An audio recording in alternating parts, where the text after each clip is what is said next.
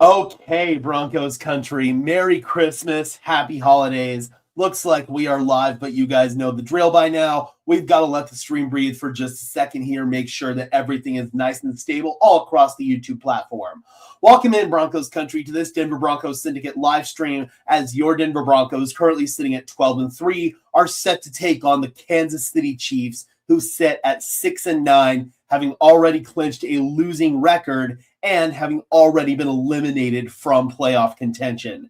The Denver Broncos need to win their next two regular season games in order to clinch the number one seed in the AFC. And they start off with this battered and bruised Kansas City Chiefs team that is starting Chris Oladokun at quarterback. He's making his first career start. They've got injuries on the offensive line, injuries in the secondary, injuries at linebacker. It has been ridiculous for the Kansas City Chiefs in the injury department this year, and Denver is looking to take advantage of that.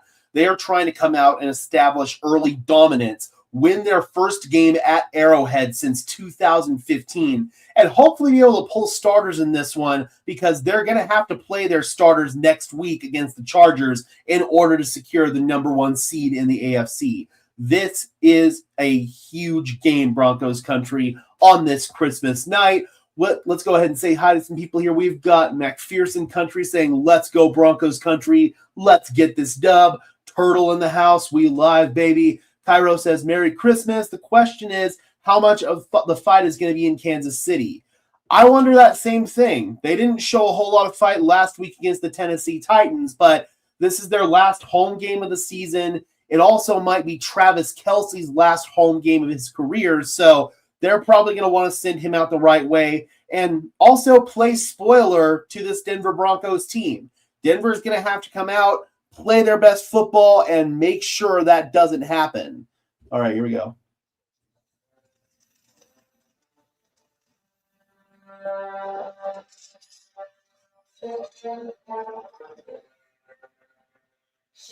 Process this loss. Was this a good loss? It happened now than sometimes a loss gives you a good reality check and puts you back on course. We've been spoiled on for I love this pregame segment. But you're the end of the dynasty is just a bunch of nonsense. It's all a bunch of nonsense. This team's going to get so many everybody keeps. Going to be a new set of offense with Mahomes out, but all we got to do is rely on our game plan. So that's been an easy transition. USF, Sanford, South Dakota State, that whole journey. What you learned throughout all that? I always believed in myself. I've always told myself. Definitely looking forward to the challenge of playing one of the best defenses this week in Denver. Thursday night halftime lead, 82% win. So starting fast is important on Thursday night. It'd be Travis Kelce's last home game. I don't think they're going to go extra, but if it is, terrible career. What Travis has done to this city, it's special. I hope that's not true. I'd love to see him play more. We realize what's in front of us for home for the damage going into the playoffs. Got to remember our business is starting Thursday night. All right, let's go.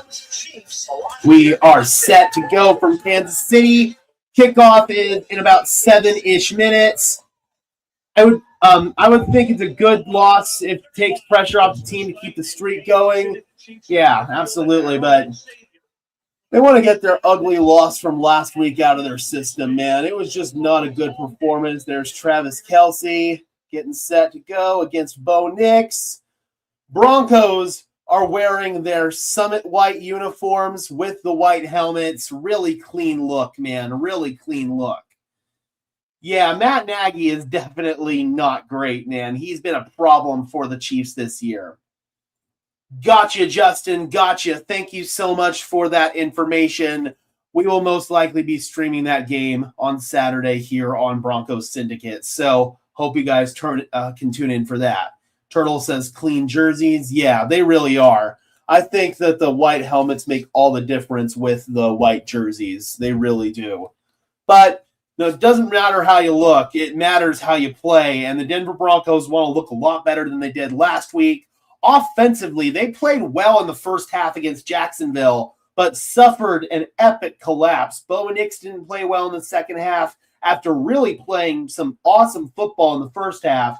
Defensively, it was a problem all game long. Missed tackles, blown assignments in the secondary, really stupid stuff that we cannot have happen moving forward if we want to make a deep playoff run. You see, I don't like this uniform with the blue helmets. I think the white helmet is what makes the all-whites. Dawn in the house saying, thanks, Gage, for sharing your Christmas. Thank you guys for sharing your Christmas with me. I really appreciate it. Thank you guys so, so much. We got Al Michaels and Kirk Herbstreit on the call for what is technically Thursday Night Football. I mean, it is Thursday night here on Christmas, so there you go. Again, guys, this is a really big opportunity for the Broncos to just get that bad taste out of your mouth from last week and be able to show that you're still an elite football team. Come out and beat the living snot out of this backup Chiefs team. Do what you did to a Chiefs GV squad last year where you basically beat them by 40 points, didn't allow them to score. I'd love to see that in this game. I really would. I mean, listen, the refs were not good in that game, don't get me wrong, but the Broncos beat themselves in that one. They really did. They did not execute in all three phases, offense, defense, missed a field goal on special teams. The Broncos would tell you that they did not earn that win. They didn't execute enough. I like the helmets. Let's make them jerseys. Good luck. Name of the game is execute. Absolutely. Execute, execute, execute. Which Franklin is going to show up, the 6-for-6 one or the 2-for-12 one? I don't know, man. That's also going to be a big factor with Pat Bryant out today. So, yeah, Franklin's going to have to step up. Little Jordan Humphrey's going to have to step up. Hopefully they step up the same way that they did in the Packers game. Probably not going to have Bryant next week either if we're being realistic. They're going to be cautious and smart with him and likely hold him out until the playoffs. So Denver is going to have to find a way to get some other production out of their wide receiving core in this one.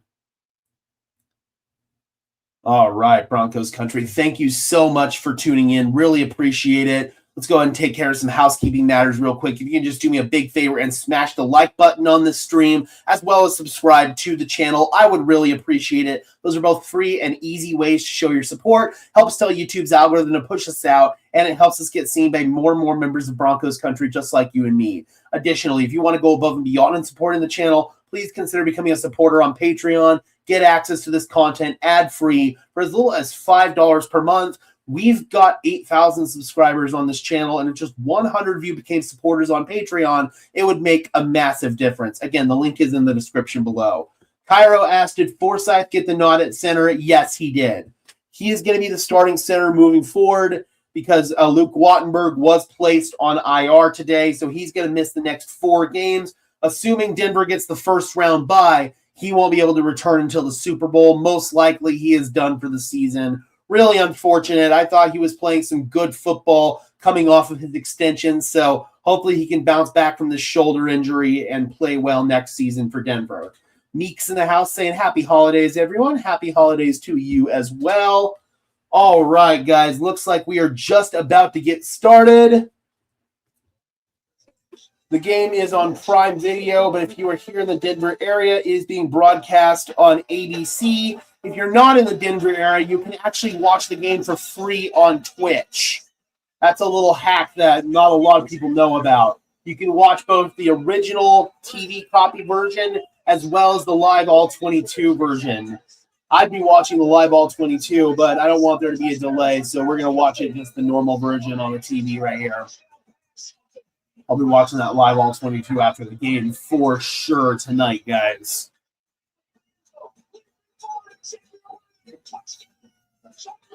Hope you guys had a good Christmas, and again, thank you guys so much for spending a part of it with me.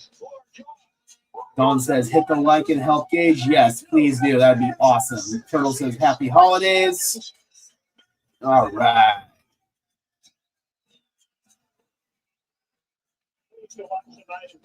Again, man, this should be domination. Phone ready to go. And Espanol. Minutes ago, Haley Hartruck put up with Chris Jones in our sideline connections. Of course, it's going to be one of the Chiefs players. Well, it may not feel like Christmas here, Chris Jones, but Merry Christmas to you. With 10 straight. I see a lot of orange in the crowd, man. It's not as easy to tell with the red, but I do see quite a bit of Bronco orange.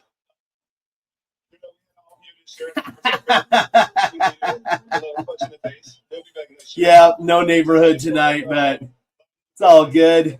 They'll be back next week, I imagine. I mean, Mike has all those damn kids, man. He have no chance to do a stream tonight. That's what Denver has to do. They have to be fundamentally sound, and they got to eliminate penalties. I think both of these teams are coming into this one with very similar game plans. All right, Tomahawk Chop. We're getting set to go. Denver can clinch the #1 seed with a win tonight and a win next week versus the Chargers. There's some other outcomes if Denver wins this game, but they would need the Patriots to lose to the Jets this week, which probably isn't going to happen. Sean Payton, Andy Reid. I believe this is their 6th matchup as division rivals. Or, yeah, that sounds right. 6th. Patrick Mahomes, he is up in the booth watching the game after tearing his ACL a couple of weeks ago. Exactly, Cairo. If that happens, we win the division. Ooh, Kurzweil picked the Patriots. Interesting. Oh, that actually gives me some hope. Meanwhile, kick is booted out of the back of the end zone. That'll come out to the 35. And here comes Bo Nix and the Broncos offense to start off this game. Get your foot on the gas, establish early domination, Broncos country, and don't look back.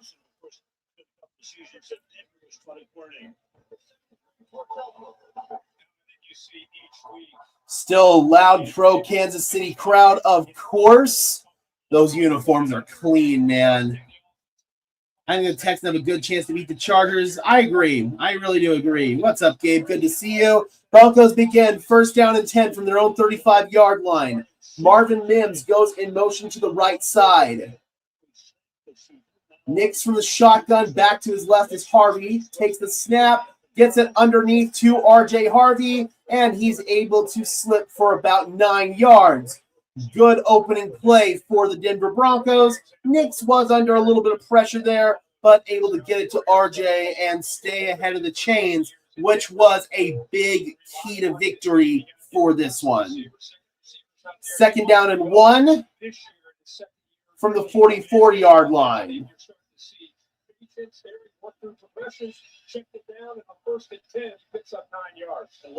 All right, another condensed formation. Troy Franklin now goes in motion to the right side, and they're going to give it to Harvey. And Harvey, nice little burst there up the middle, taking it right to the midfield stripe, and that'll pick up a 1st down. Pick up a 6 on the play. 14 minutes and counting in this first quarter, and already 2 nice positive plays. 1 through the air, 1 on the ground, both to R.J. Harvey. We got Dennis in the house. Good to see you. Hope keeps doing all that death by 1,000 cuts, and that's the game plan.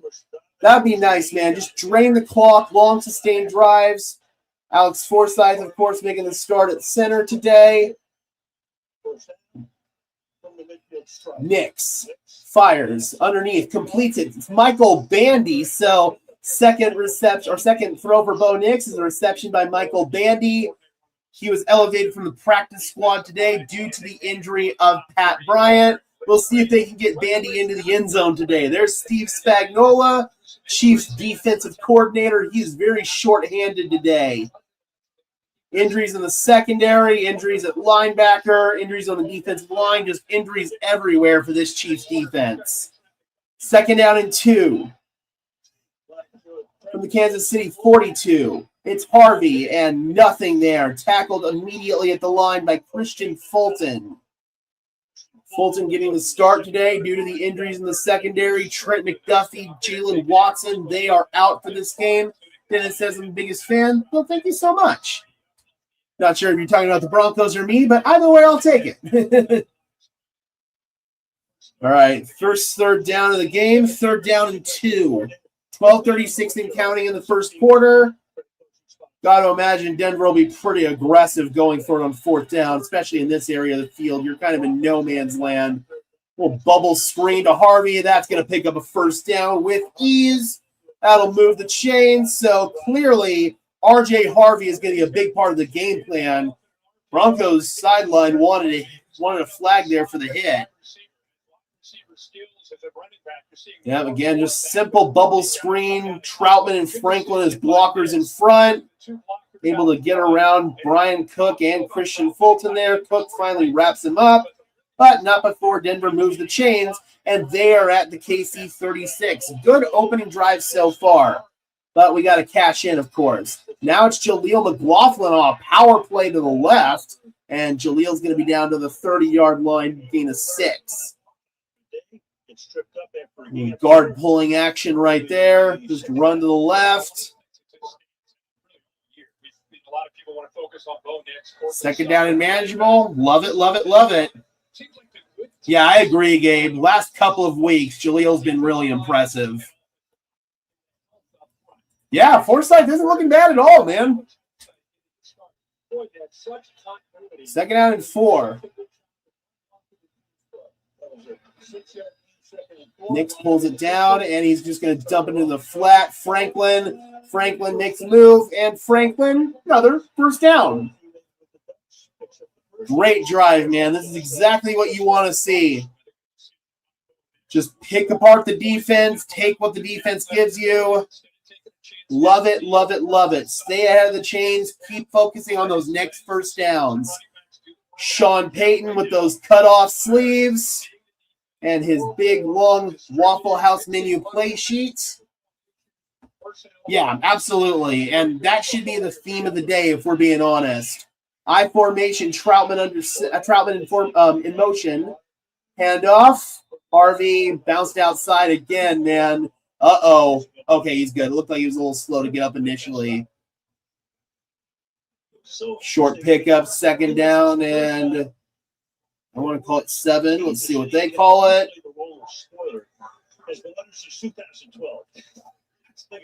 Call it second down and 7.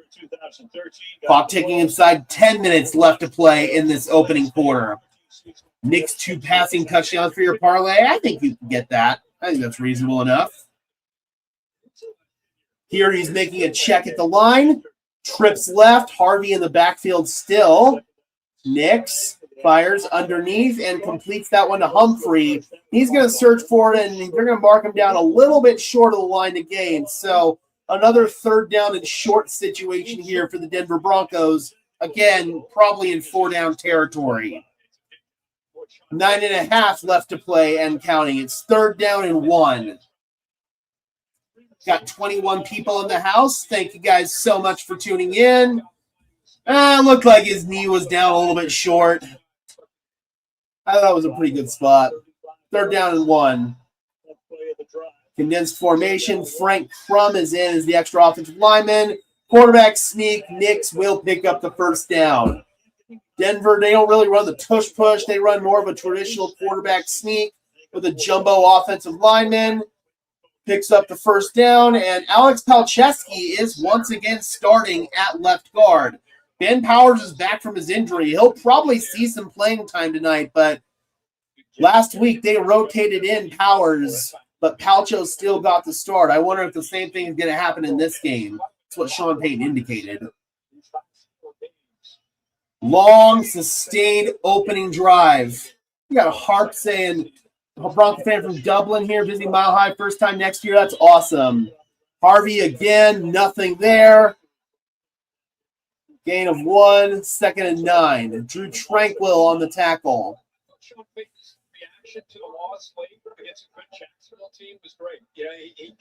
I love how much time Denver's taking off the clock here, but obviously you got to find a way to score.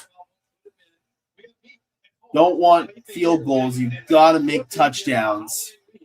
They're excited to get out here. I think setting the tone here early. Yep, I keep telling Broncos country that Harvey is frustrating to watch. He's got those explosive plays, but he'll also have these negative runs, man. And by negative runs, I mean runs where he's not seeing it correctly.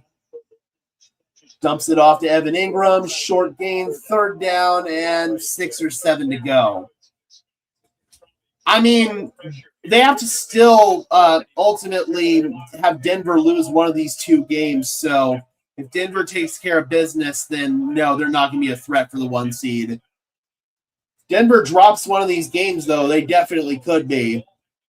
All right, 3rd down and 6.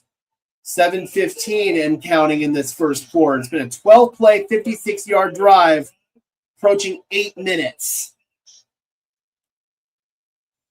2 receivers set to the left. Nick's looking left and passes a little bit too high. Looking for little Jordan Humphrey. It's 4th and 6, and Denver will probably kick the field goal. Nix wants to go for it, but they're going to kick the field goal with Will Lutz.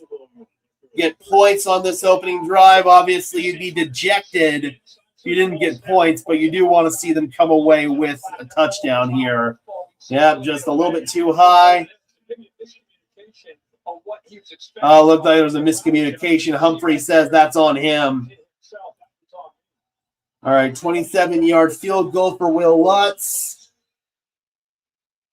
Kick is up, and the kick is right down the middle. So, Broncos, after that long opening drive, have to settle for a field goal after the miscommunication between Nix and Humphrey.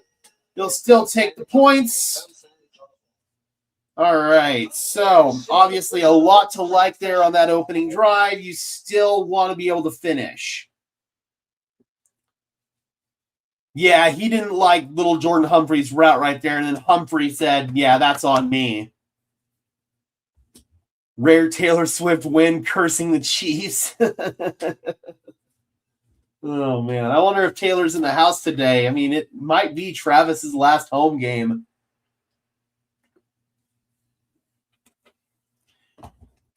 Do we blitz and be aggressive versus the third-string quarterback? I imagine so.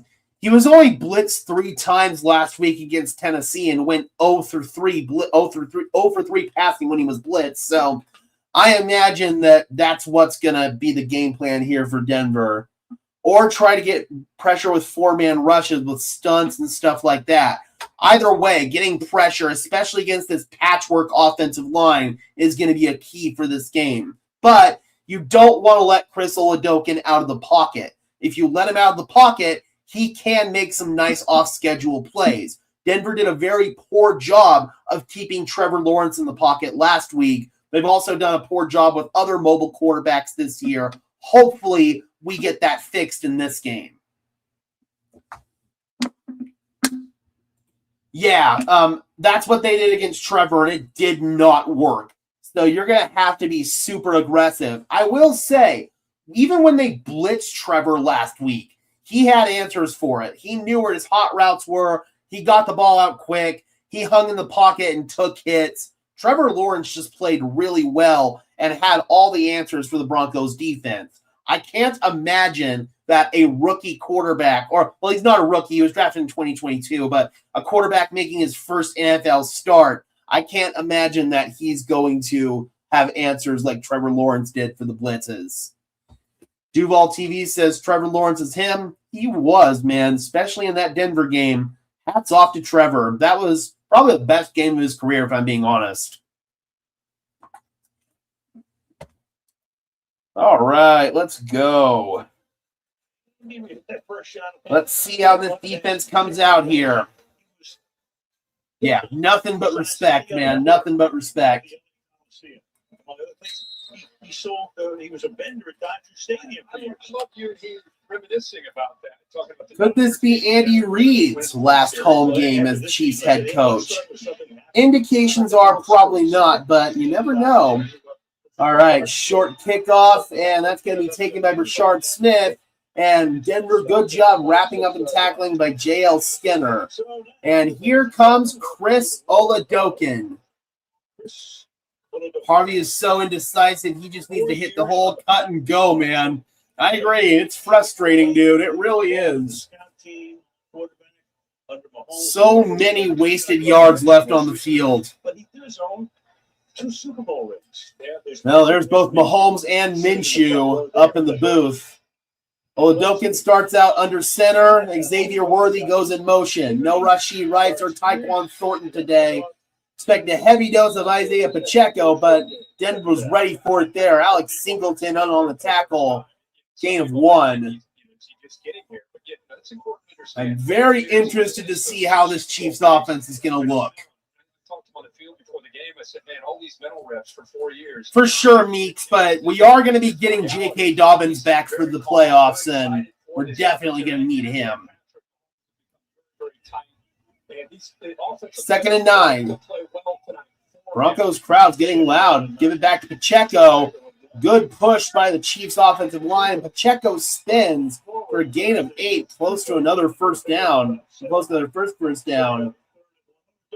Set up a 3rd down and 1. So the Chiefs have got basically their 3rd string left tackle and 3rd string right tackle in this game.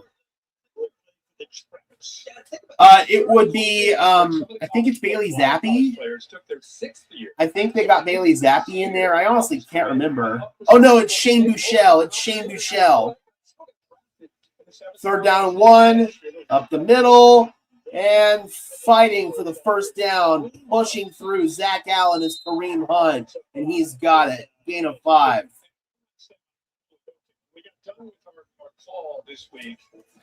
I mean, I agree. The officiating was bad, but Denver did themselves no favors. They were terrible in all 3 phases, offense, defense, and special teams.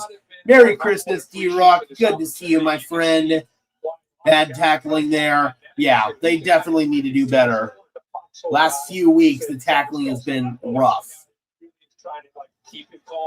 I mean, Bo's been, honestly, really good these past few weeks. He's done enough to win football games.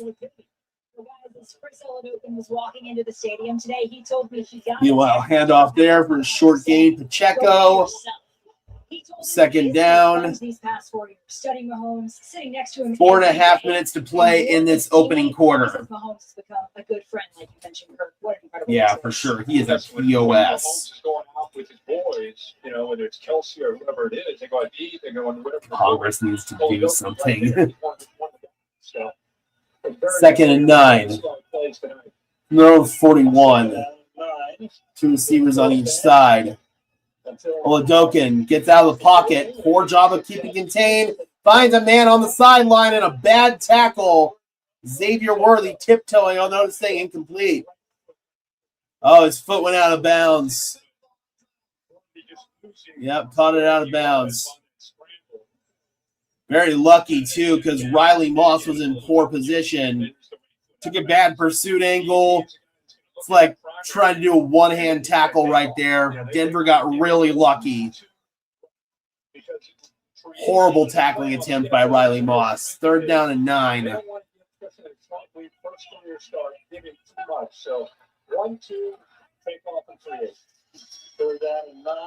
Pressure coming on the twist. Oladokin is, he throws, going deep, overthrows everybody, and there are no flags. 4th down and 9, and Denver's defense gets off the field. So 1 first down, and that's all for Kansas City. They're going to have to punt the football away. Denver bringing a stunt up front. Kansas City can't pick it up.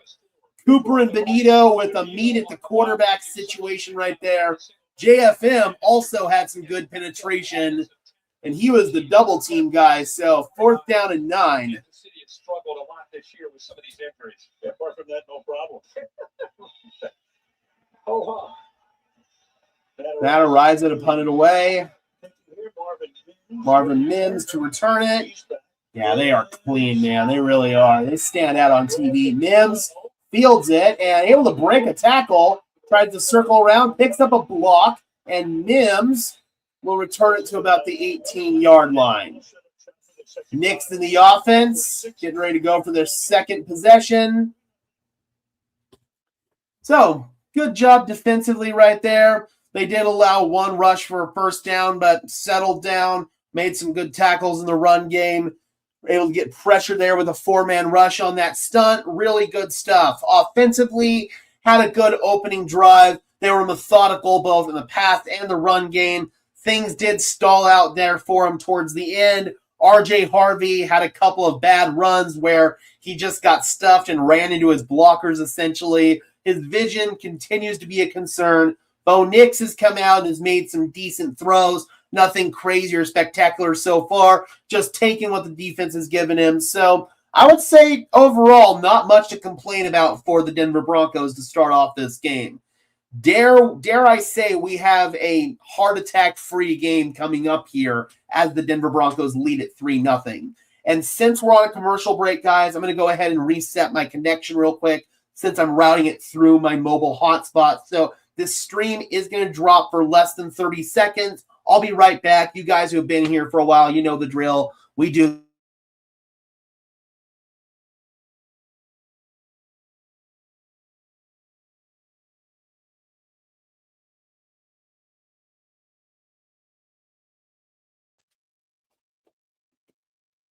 All right, as promised, we are back. Thank you guys so much for bearing with me right there. We got to conform like the rest of the NFL teams and do a wideout at home.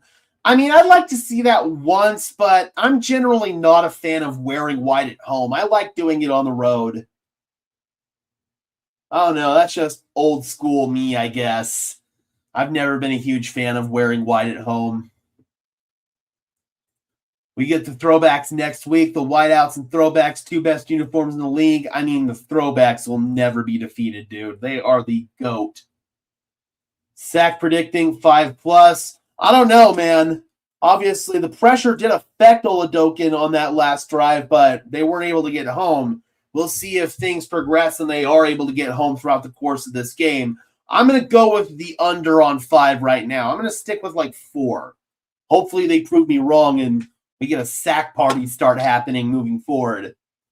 Oh, God, they've got a freaking elf on the shelf on top of their stadium scoreboard. Good God, man. That's ridiculous. All right, second offense possession for Bo Nix and the Broncos begins at their own 19-yard line. 2 tight ends, 1 on each side. Marvin Mims goes in motion to the left side. Bootleg out left. Nix fires and passes a little bit behind Mims. Incomplete. He was open. Nix just missed him right there.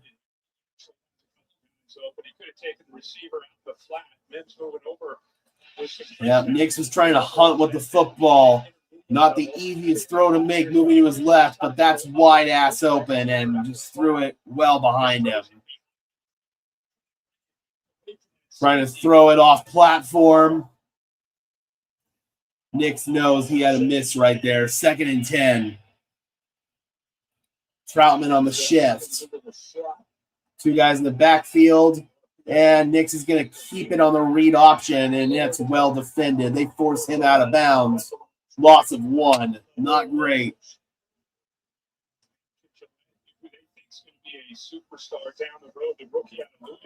3.5 left to play in the first quarter. 3rd down and long for the Broncos. Can they overcome this?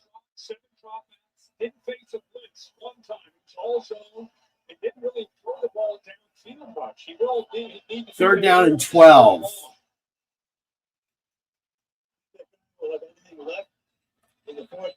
I mean, there was nothing wrong with that play call. Nix probably should have handed it off. Now he's in trouble. He's moving out to his left. Nix on the run, fires. Ooh, nearly intercepted. Oh, it might have been intercepted on the deflection. Uh-oh, Nick Bolton says he has that. That might have been intercepted on the deflection. We got to see. I think that's an interception, dude. So freaking Fulton breaks it up. He was looking for Humphrey. And that ball's inbounds. Let's see. Yeah, that's a pick. Damn it. That is a pick. One of those fluky, bouncy plays, man. Bo trying to make a play right there. Good play by Fulton. Even better play by Bolton. That's just good defense. Really is. They don't pick up the pressure. Alex Palczewski got beat right there.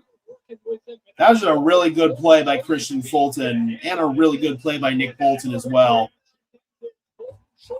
Yeah, he did. He really did. I mean, he was turned around and looking at Bo Nix. That's never a good sign. Nothing at stake for Kansas City. They're playing the spoiler role. Pride. Yep, that's just one of those crappy turnovers, and KC with a gift at the Denver 35. Trying to run it down the right side there. Good tackle made by Ini Wazarike. Gain of 2, Isaiah Pacheco. Because of some of these injuries they've had, the third right tackle in Godric, and on the left side, the fourth left tackle in Poulet. So, second down and 8, 2.5 to play in the first quarter. Hard to get a push on the edge against this Denver defense. Denver's showing pressure with Jaquan McMillan. They back out of that and dump it underneath. Noah Gray. Good tackle right there by PJ Locke, who had a rough game last week. We're looking for a bounce-back performance from him. Third down and 6. Still early, man. Still early. We're talking pregame. There are X's and add on this, put an X on this. Third down and 6. Denver's showing all-out blitz here. See if they drop out of it. Looks like they're coming. Nope, they drop out. They bring 4. Oladokin flushed out, fires, and completes. Travis Kelce. Poor job keeping contained, man. Able to make that play on the run. First down. Terrible.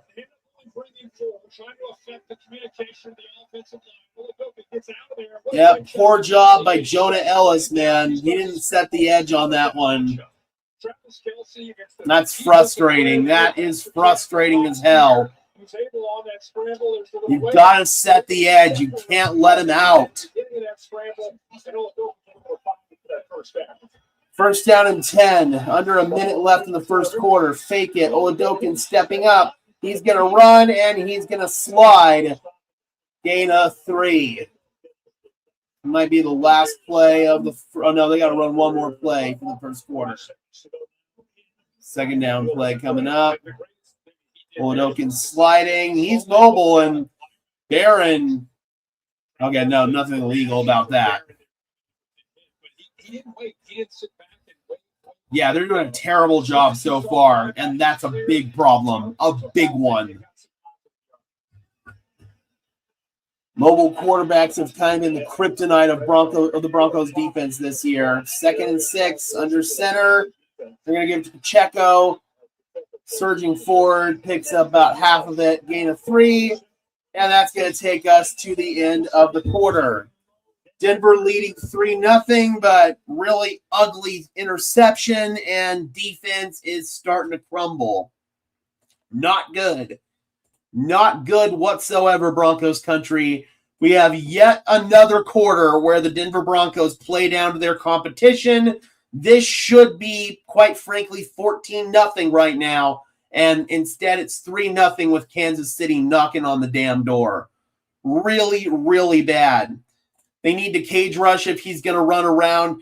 I know, and I've been saying that they need to do that really for the last couple of weeks, and they just haven't made that adjustment. It's so freaking infuriating. They are playing really bad football right now. It's fundamentally bad football. I hate it. I really do. And it's simple stuff. It's simple day one stuff.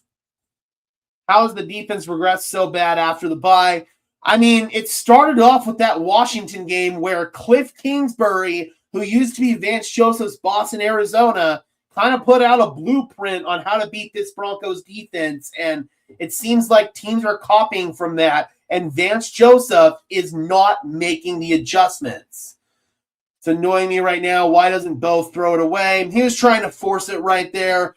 Honestly, that was just a good defensive play by both Fulton and Bolton. But regardless, man, it's just frustrating that you're playing down to your competition. VJ's once again played like ass in December and January. They need to find someone else that's good all year. I mean, VJ's probably getting a head coaching job, so they're going to have a new defensive coordinator next year, pretty much regardless, and it's probably going to be Jim Leonard. We'll see if he can make these necessary adjustments because right now Vance Joseph isn't, and this defense is not playing well. Same thing last year. It's not excusable. Defense gets terrible at the end of the season. Yep, absolutely. Offense looks extremely mid. Yeah, so far the offense, I mean, they had the good opening drive, but it stalled out, and then you have a turnover on your second drive. That's not winning football. It definitely isn't winning football.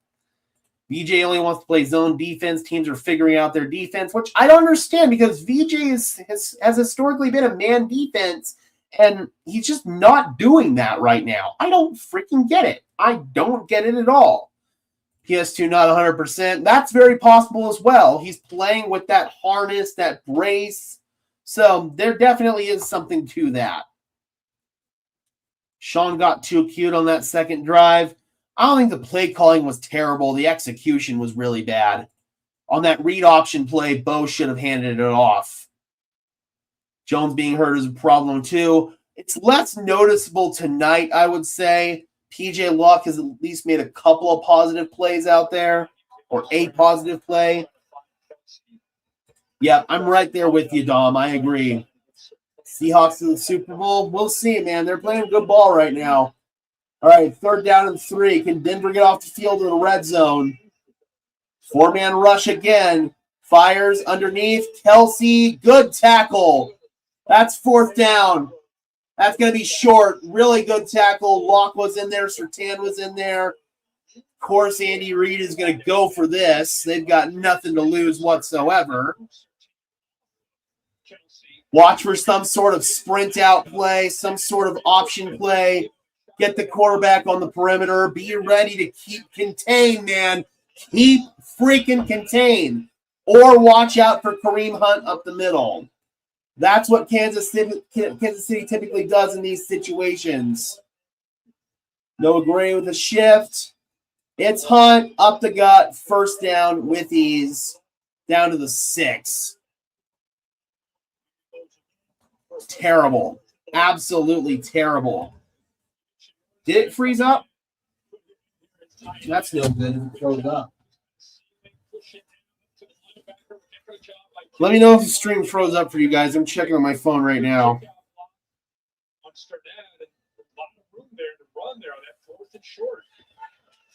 Yeah. Terrible, man. 1st down and goal. Rolling out right. Oladokin in trouble. Fires, throws it away. Good coverage by the Broncos defense. Jonah Ellis put the heat on. 2nd down and goal. Come on, defense. I'd say that's an understatement. They look well beyond shaky at this point.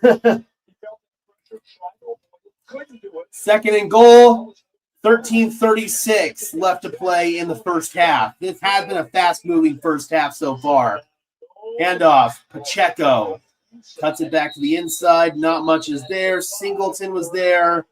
Iniuwazurike was also there. And now we got a 3rd down and goal.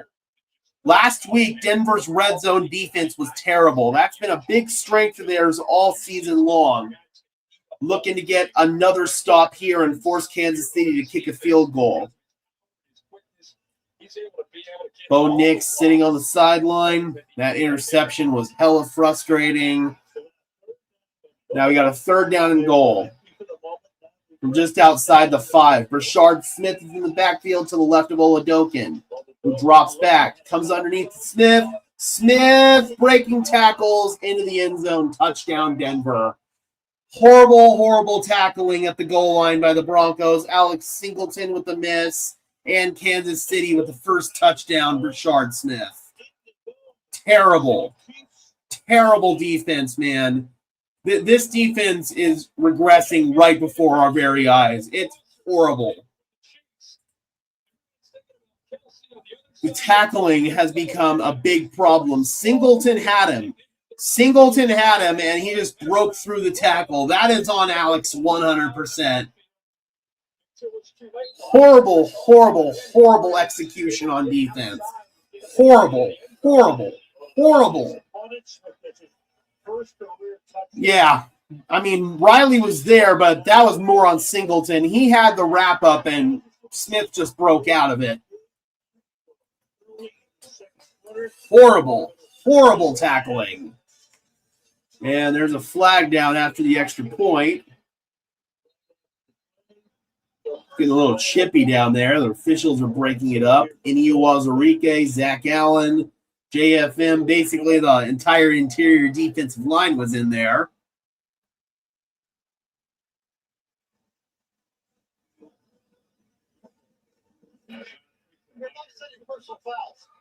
Okay. All right, so JFM and Kingsley Suamataia, they offset.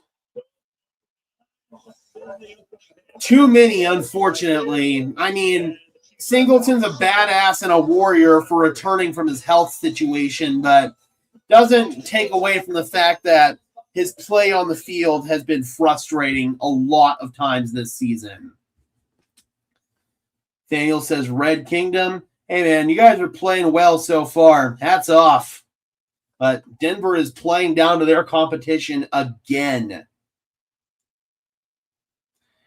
I mean, at this point, you have to move on from Alex Singleton. You just have to. Nathaniel, you're more than cool to talk crap, but don't spam multiple messages in the chat, please. Otherwise, you're going to get blocked. You're more than okay to talk all your crap that you want, but do not spam the same message multiple times. Please and thank you. It's crazy how bad these guys got after the bye. Again, man, it feels like Cliff King. All right, Nathaniel, you had your warning. You're done.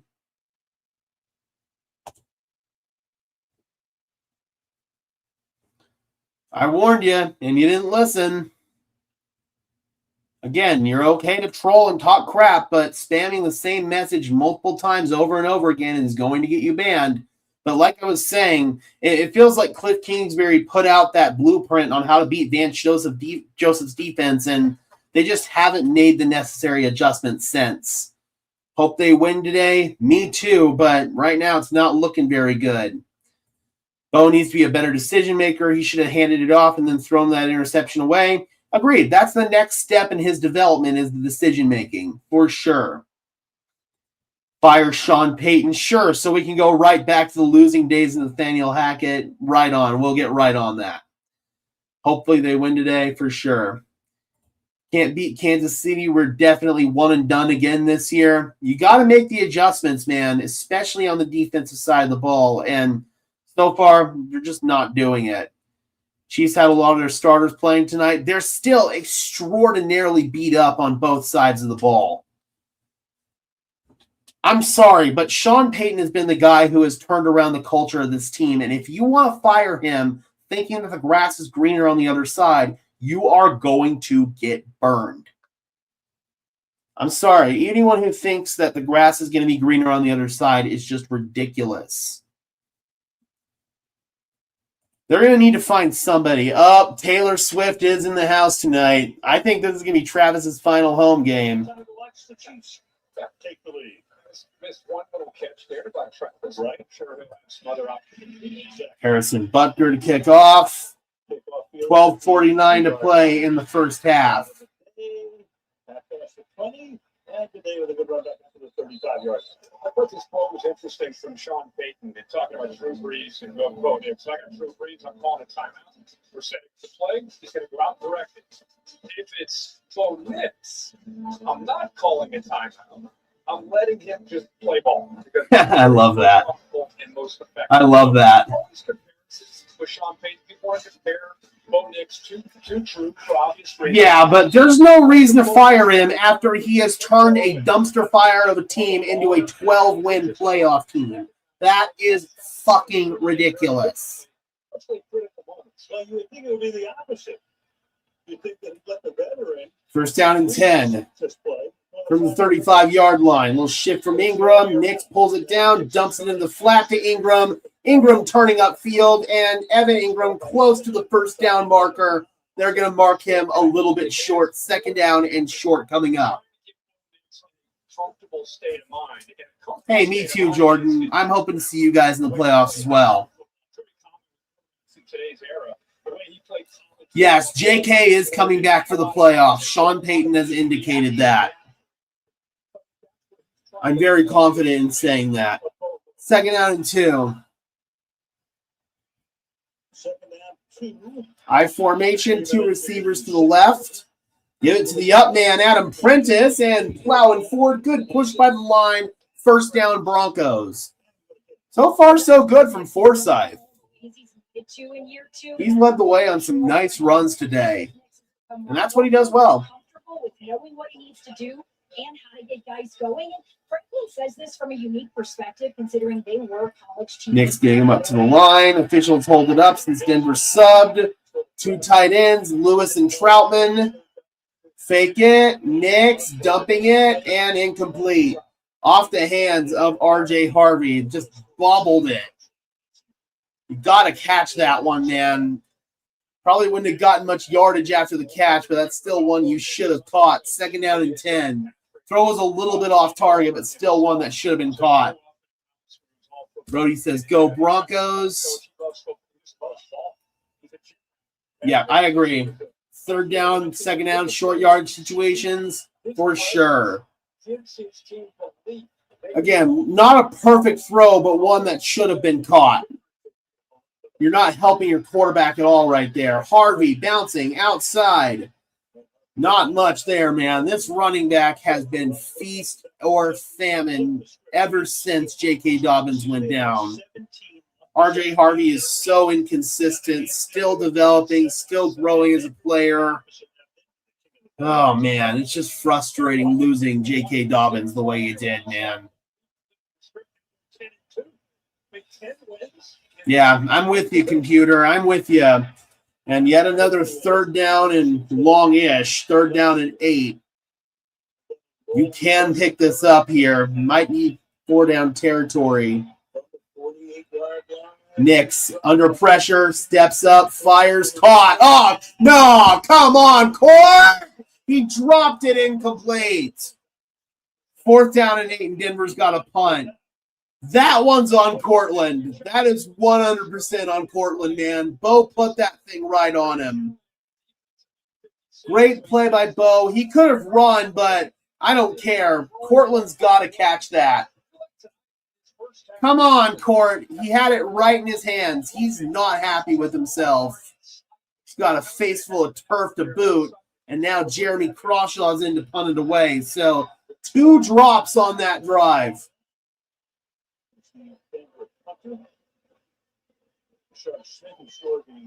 Gotta help your quarterback out, man. Seriously. There wasn't much more Bo could have done on that one. Fielded by Smith, squirting forward to about the 18. Good Lord, man. Was that a 100% accurate throw? No, it was not. But was that one that needed to be caught by Cortland Sutton? 100% yes. That's ridiculous. That was a good play on the run. Bo put it in a spot where his receiver could make a play, and Cortland let him down right there. Freaking ridiculous. I think those passes were in good spots. I mean, the Cortland one was good enough, man. It was where it should have been. You give him a chance to make a play right there, and he doesn't make the play.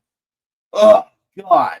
The one to Harvey, that one was a little more off target, but again, still one that should have been caught. The rule is, if it hits your hands, you need to catch it. Help your quarterback out, man. I think it goes beyond that at this point because we've seen this clunky execution basically all season long. It's so clunky. It is so clunky. I mean, Bo made the right play and the right decision there on that one. Cortland just needed to help him. Seriously. He could have run it for sure, but at the end of the day, he gave his receiver a more than adequate chance to make a play on the ball, and the receiver didn't make a play on the ball. Defense better shore up now or we are on the way to a very bad loss. For sure. You lose this game, man, you are not going to be the number 1 seed. And if you lose your next 2 games, you might not even have a home playoff game. There's a chance you'd have to go on the road and play as a wild card team. Ridiculous. You're playing down to your competition. You're executing poorly. Boat says he has bad ass stink. Oh, right now the Broncos also have bad ass stink. Oh, don't tell me we're getting started with this crap. Please don't tell me we're getting started with this. I mean, of course, if it were Bill, but we expect that from Bill.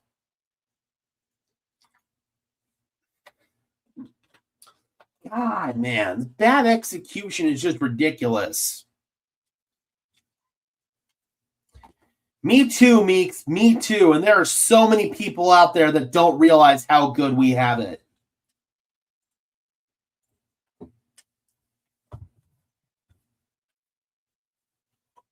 So, yeah, just really, really bad. First down and 10. Oh, missed tackle in the backfield! Isaiah Pacheco. Talanoa Hufanga came in, and he had some missed tackles last week. Another missed tackle again here. And that's been a problem against mobile quarterbacks all season long. This team can overcome the little misses early in the year, except the Colts and Chargers. Later in the season, it gets harder to overcome those little misses. Jacksonville didn't miss. Absolutely. God, man, the execution has been so bad. Bad tackling, turnovers, bad run game, drops. Checo. Oh, there you go. Nowhere to go. DJ Jones stuffs him in the backfield. That's a lot better. Second down and long. 9.5 to play in this first half. How about those Cowboys who are already eliminated from the playoffs? Are we seriously about to continue 2015 no wins at Arrowhead against a no-name backup because we can't tackle? I mean, that's pretty much what it comes down to at this point. They can't tackle and they can't catch. Neither can Kansas City, though. Xavier Worthy with a drop on a bubble screen. Probably wasn't going anywhere either way. Third down and 10.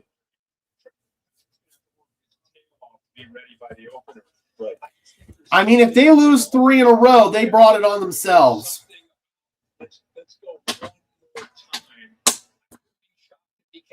Nobody to blame but themselves if they lose 3 in a row.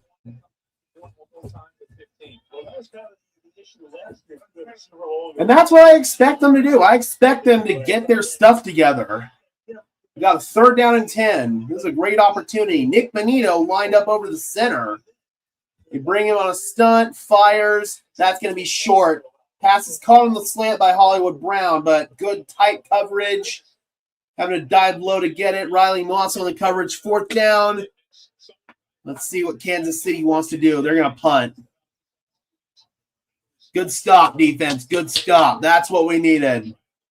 Let's get back on track. Let's get back on track. Then losing me, dodging my coworkers for weeks. Are you a Broncos fan in Kansas City or what? Here's a rise at a boot.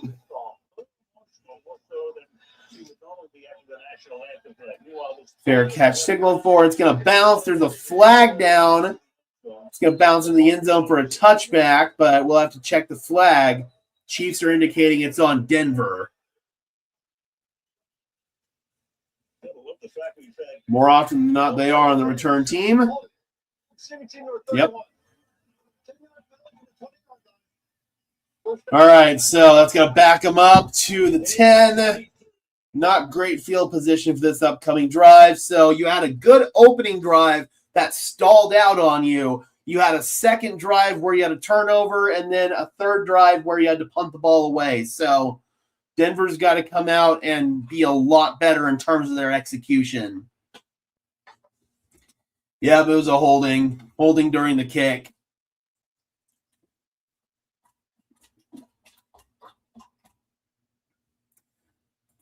I mean, they haven't sacked him, and they're not keeping contained. That's the frustrating part. Denver might need to just change their approach on how they want to defend this guy because what they're doing right now is not working. Sean Payton better bust out some better plays. At the end of the day, you just got to execute the plays that are being called. Denver's not executing the plays that are out there right now. In the pass game, in the run game, it's just been bad execution.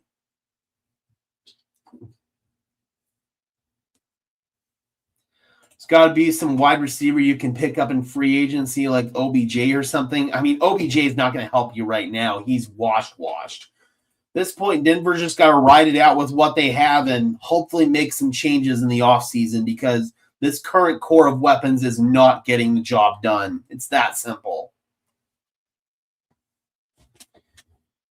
You'd think it's not that hard, Bronco fan, but clearly it is for Vance Joseph because they're not making the necessary adjustments. I know that Broncos fans don't like Riley Moss, but I can tell you that the team loves him and they're not going to replace him. According to sources inside the building, he is an entrenched starter that they're looking to extend. So, yeah, fans that want Riley Moss replaced, it's just not going to happen. Singleton is a different matter, though. He's somebody that I imagine is going to be gone after this year. They use McLaughlin this drive. They'll score a touchdown. We talked about it, man. We talked about it in the pregame and in the game preview yesterday. You've got to use Jaleel McLaughlin more. He's your most bursty, explosive running back, and I'd argue he's your most consistent running back right now.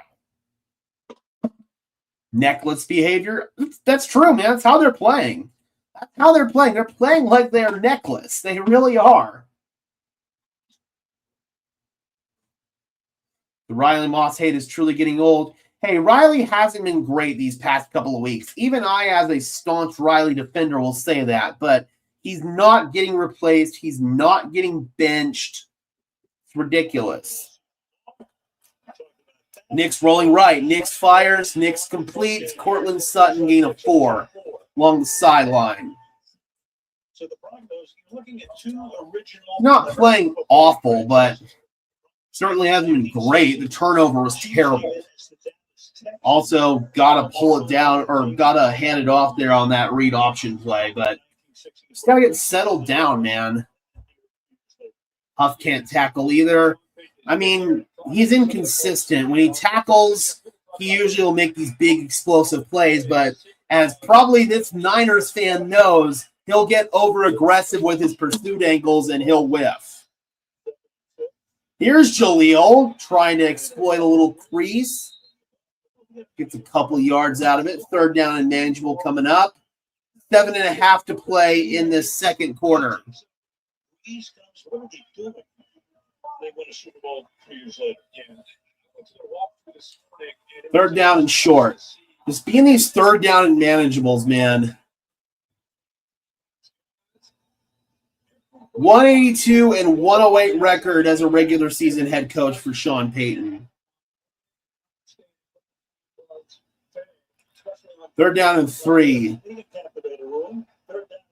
Powers is in at left guard. Fires, caught, 1st down. Slant route, Cortland Sutton. There we go. Let's get back on schedule here, offense. Let's go.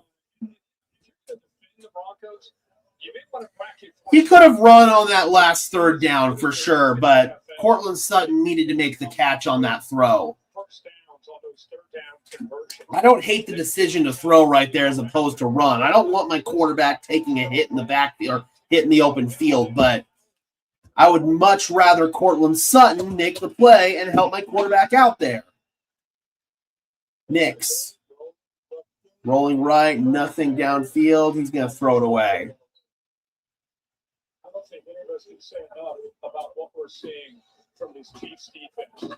They're playing inspired. They got a quarterback. I mean, I think part of the reason we don't see enough of them is because Pat Bryant's been injured these last few weeks. He's been arguably your best player as a slant catcher. Me too, Rodney. Me too. All right, 2nd and 10.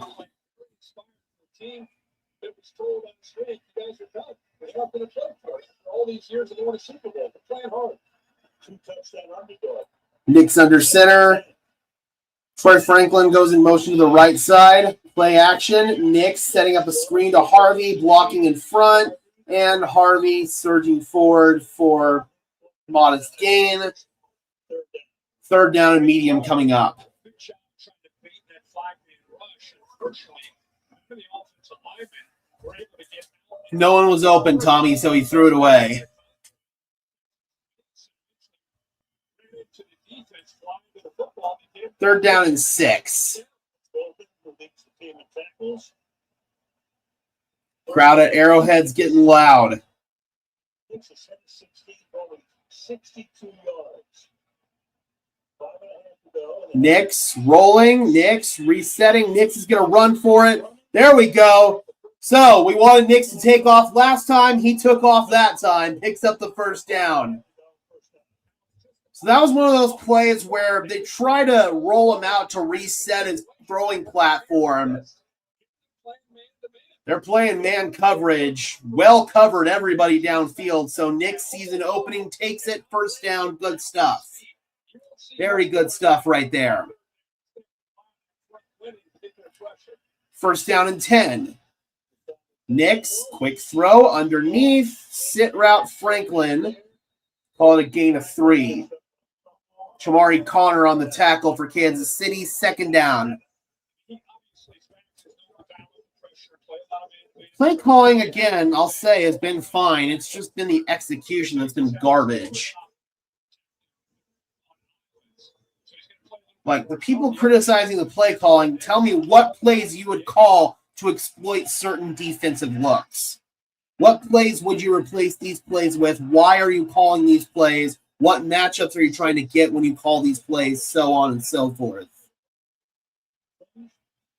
Oh, there you go. Just a little screen of Mims. First down. That's good stuff. Little perimeter play, blocking in front for Marvin. Now we're back on schedule.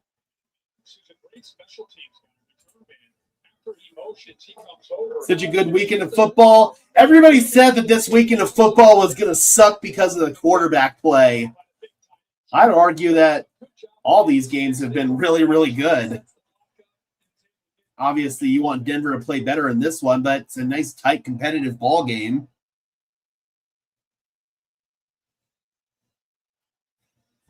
Champ says, get the run game going. Oh, offside.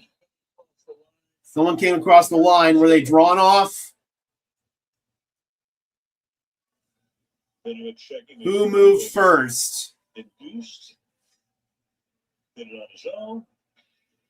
False start. Powers.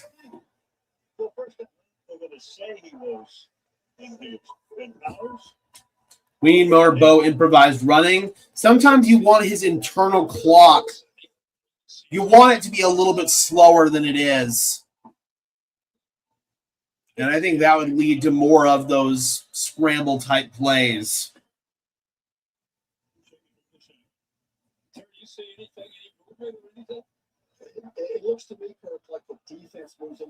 That's a bad call, man. Nobody moved on the Denver side. That's bull. So once again, bad officiating. Nix wanted to go downfield. It's not there. So there is another rushing play for Bo Nix. Good job just taking off right there. Didn't like what he had downfield. They were trying to dial up a shot play. Nix just takes off. Gets 9 of it back. So second down and 6. So there we go. Everybody looking for Bo's legs. There it was right there. 2:52 and counting here in the half. So we're moving really, really fast. Just a reminder that we will be going at halftime intermission. So use the restroom, take a bong rip, anything that you guys need to do during halftime, that is the time to do it. We're going to run a draw here. It's Jaleel. And Jaleel, a little shift and burst. Call it a gain of 5. Third down and 1. So there's Jaleel. Dom loves it. And I love it too. Playing KC, you should understand you have to beat the refs too. You would think with Patrick Mahomes not being on the field, that would negate that, right? Looks like Denver's going to take this to the 2-minute warning. Oh, I 100% am. 100% indeed in.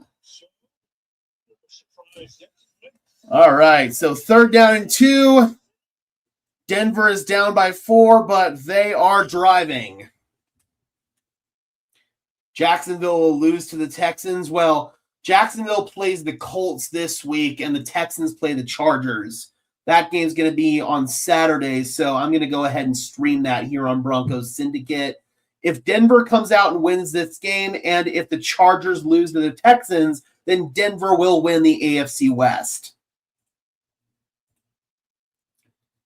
Nice. I'm going to go do it during halftime. That's not something I can do on camera, unfortunately.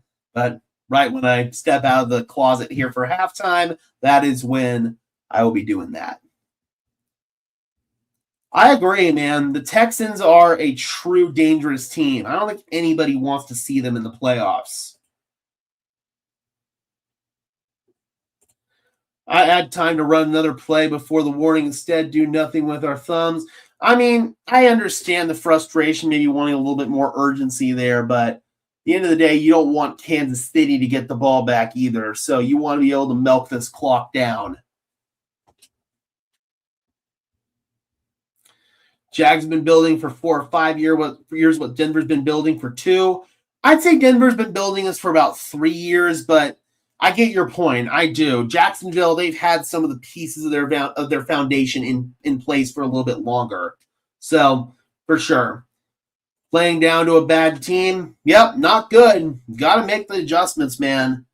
Got to come out in this second half firing. Got to score on this possession. Kansas City does get the ball to start the second half. You do not want to give the ball back to them before halftime and then have them have a chance to double up.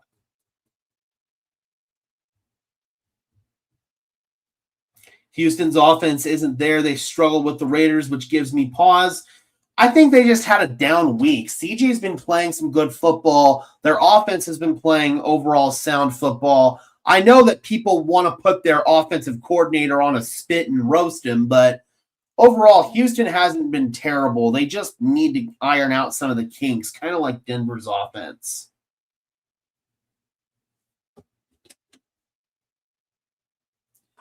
There's the halftime crew: Tony Gonzalez, Ryan Fitzpatrick, Chris Thompson, Andrew Whitworth, Richard Sherman. Denver's a dangerous team and a matchup for a lot of teams, or a bad matchup for a lot of teams. I mean, if they play their best football, they are, but if they play like this, they're playing like a one-and-done team. 3rd down and 2. McLaughlin and Harvey are both on the field together, and they're going to give it to McLaughlin. Jaleel with a burst. Oh, man, touchdown-saving tackle by Ashton Jalati, but that'll take that inside the Chiefs 25 to the 24. Let the clock tick down here. I don't want Kansas City to get it back before halftime, so let it tick or make Andy Reid call a timeout. They're up there. They are up there. I don't know what the exact statistic is, but they're up towards the top.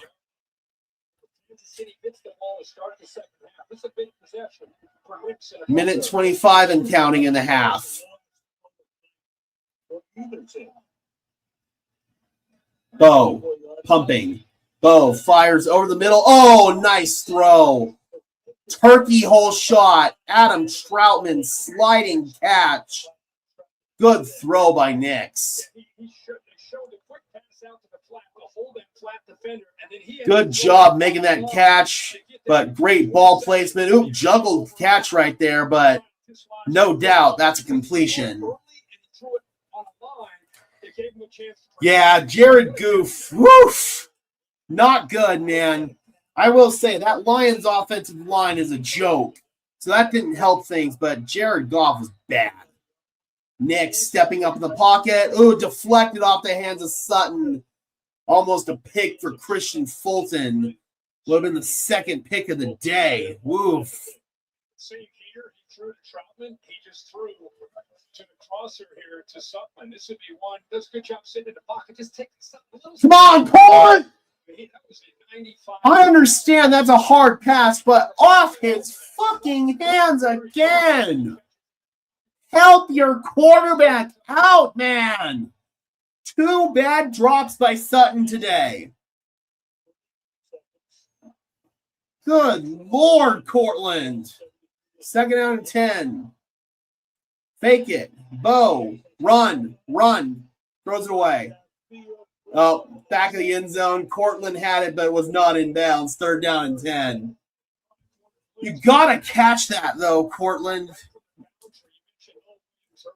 Seriously, right off his freaking hands. I understand that was a fastball, but you've got to catch it, dude. Everybody talked about John Elway's fastball and how they had to hit the jugs machines to get used to it. 3rd down and 10.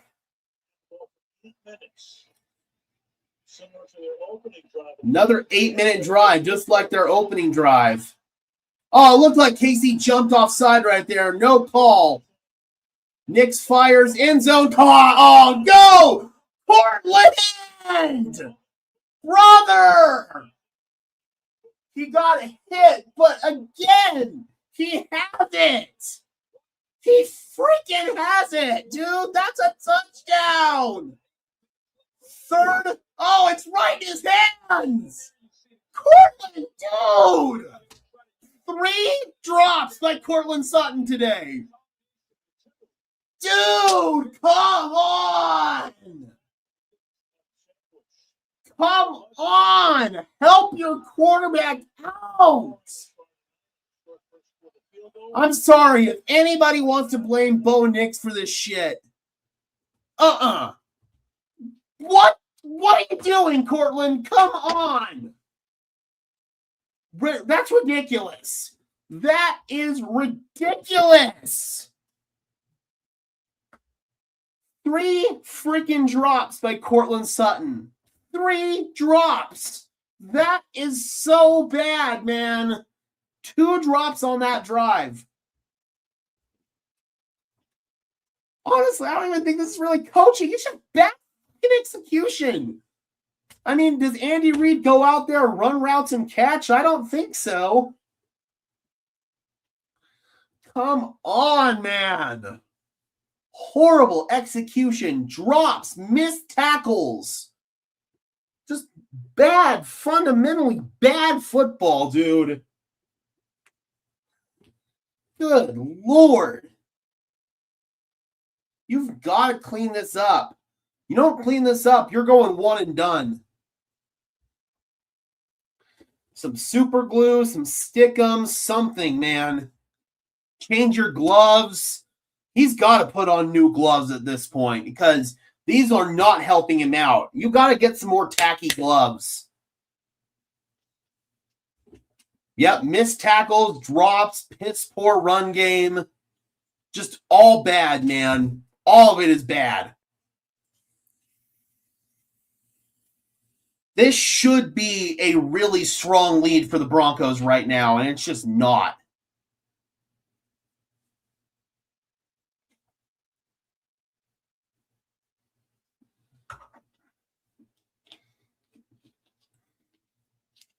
It's all going to the NFL script. Well, you know what? Fuck that. You should be able to go out there and take it away from them. Just like the Super Bowl last year. Of course, they wanted the Chiefs to three-peat, the NFL did. But the Eagles said, no, we're not going to let that happen. We're going to go take it away from them. And you know what? Denver's just not doing that. They're playing down to their competition. I don't want to hear crap about script or officiating or any of that garbage. This is strictly Denver playing bad football. This is all on them. Terrible. It's just terrible. So much for don't let them hang around. Yep, and it's 100% on the team, man. They are taking a dump in their helmets right now. Oh, I need to change the scoreboard, guys. Bear with me.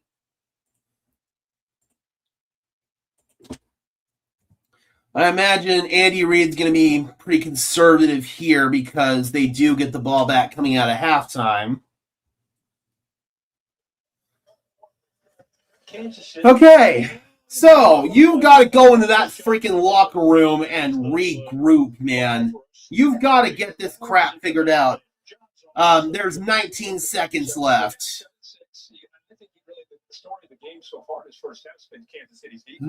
God, you've got to regroup, man. You got to figure out your tackling fundamentals.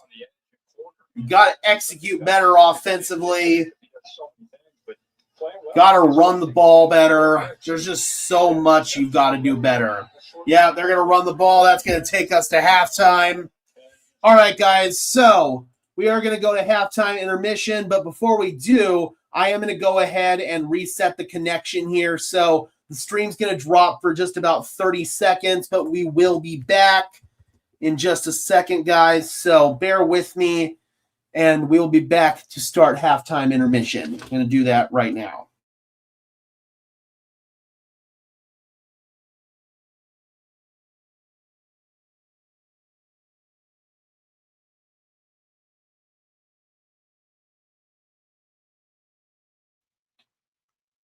All right, as promised, we are back, and we are going to halftime. I will see you guys on the other side.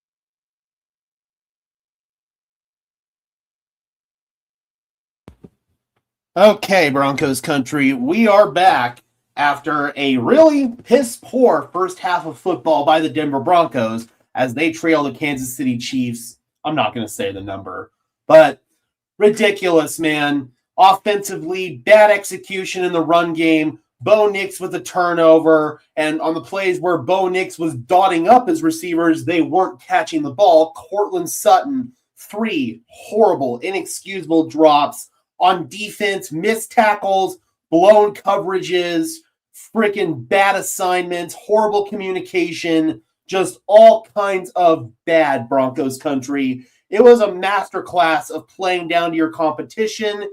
You've got to clean this stuff up and fast. Kansas City is about to get the ball here to start this second half, and you got to clean up your defensive issues. That is problem number 1, and you've got to start catching the damn ball on offense. Just really, really bad football. Bo Nix did have a bad turnover, but he has not been horrible in this game. He's made some nice plays, and he's been let down multiple times by his receivers. Or just change their gloves, something, anything. All right, kickoff. Goes to Brashard Smith. Let's see. Bad pursuit angle. And he returns it to the 37-yard line. Devon Key was the guy who took a bad angle on that one.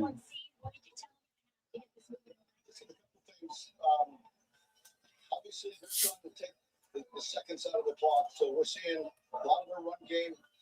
We got to rush this guy the right way. And then offensively, we're getting a lot of soft zone.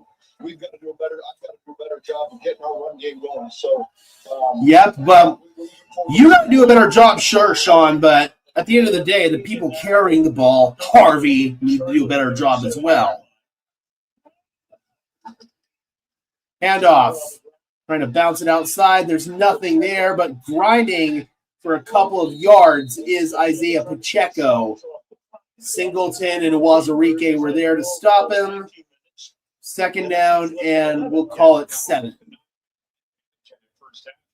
We talked in the first half a lot about how surprisingly Spags sitting back. Denver's winning the time of possession battle. They're just not finishing drives.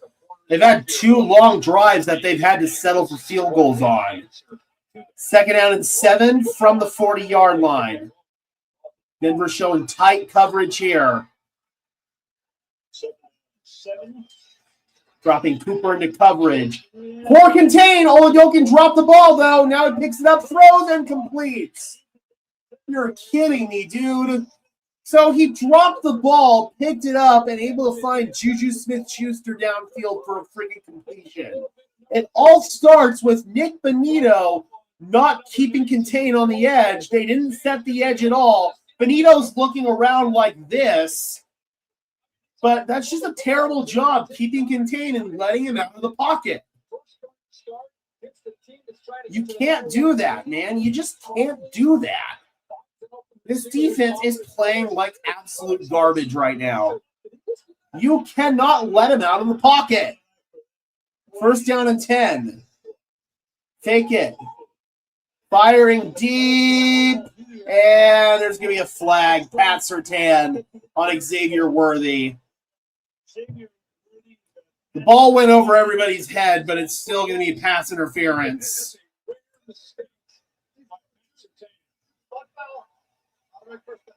And there's your first back-breaking penalty of the game. God, man, they are playing like garbage right now. Yep. It's a good call, man. He got beat and just had to grab him. So that's the third Denver penalty, and of course, Kansas City, no penalties on the day. 27-yard penalty, the third in the league in terms of most penalties. Oh, man. Take it. Oladokin being chased. Oladokin in trouble, and Oladokin is sacked, finally. Back at the 31-yard line. Jonah Ellis. See, I thought so, too. I really did. But still, man, can't have it happen. Joseph on that defense. They're not saying anything for the playoffs. They're just not playing well. Thinks he's got an open receiver on the flat, but he does it. Of course, tries to create Missed tackles, blown assignments, penalties. She's a master class in sloppy ass football, man. 2nd and 19. Pressure coming. Oh man, quarterback hit. Zach Allen. Pass incomplete behind Hollywood Brown. 3rd down and 19. That's exactly what Patrick Mahomes did not want to see. A sack by him. Oh, fuck off. Nobody cares about Patrick Mahomes. Behind the sticks, which is the entire goal tonight for the guys to make his first. I mean, the worst part is they're not keeping contained, man. They're not keeping him in the pocket. They're letting him escape the pocket, and that's when he's making his best plays. 3rd down and 19 from the 31. Denver bringing some pressure. Dumps it underneath to Smith-Schuster. Good tackle. Jonah Ellis making a couple nice plays on that drive. So that'll bring up 4th down. Good stuff, Jonah. Good stuff. And that'll trot out Harrison Butker to extend this to a 4-point lead for Kansas City. Wide right has been just that this year, and there is some wind here in Kansas City. This is going to be a 53-yard attempt. It's what they should do, Nick, but they're not. And it's frustrating as hell. From the right hash. Wide right's kick is good. And Kansas City will extend their lead by 3 points.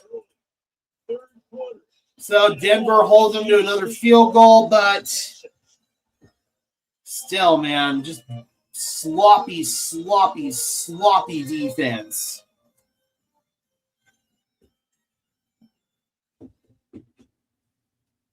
Broncos broncoing it. They are. They really are. They are shooting themselves in the foot. Bolt's going to win in the division. We'll see about that, man. I expect Denver to pull out this game in the end, and you guys still have to go beat Houston. But right now, Denver is playing down to their competition. Yeah, the refs haven't helped, but Denver is playing terrible right now. That's not an excuse.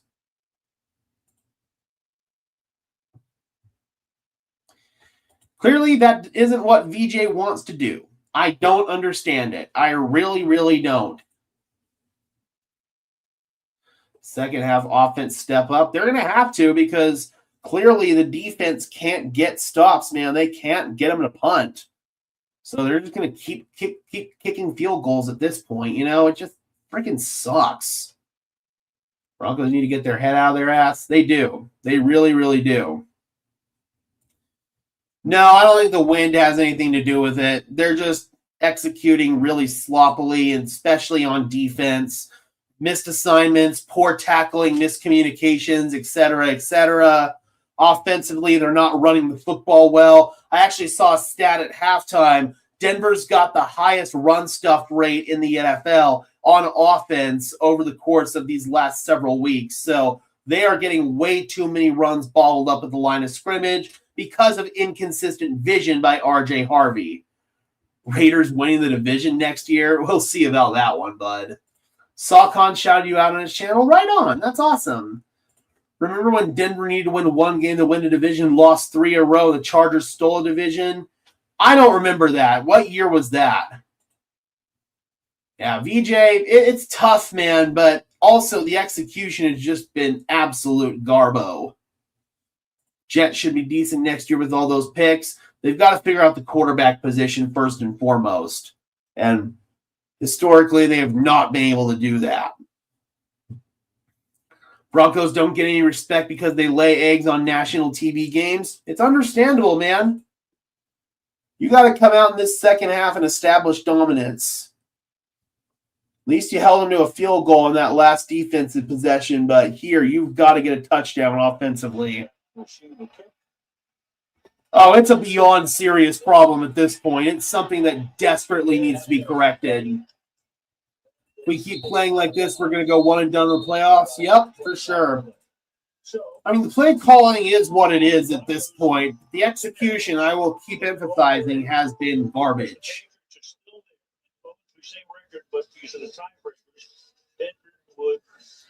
I mean, the Eagles have a lot of soul searching in their own right that they have to do, so I don't know about that. 2008, okay, there you go. That would have been Shanny's last year, right? Yeah, that would have been. Oh, I'm all for that at this point. 1st and 10 from the 28-yard line. Nix hands it off. It's Harvey, and nothing there. Oh, able to bounce off the contact. Good job. Turns that into a gain of 5. So one thing about R.J. Harvey, he is good at bouncing away from tackles. Looked like he was dead to rights in the backfield right there. But that time he was able to search forward for a gain of 5. So those are the positives with Harvey. Still really bad vision on that play. He had a hole that he didn't take. 2nd and 5.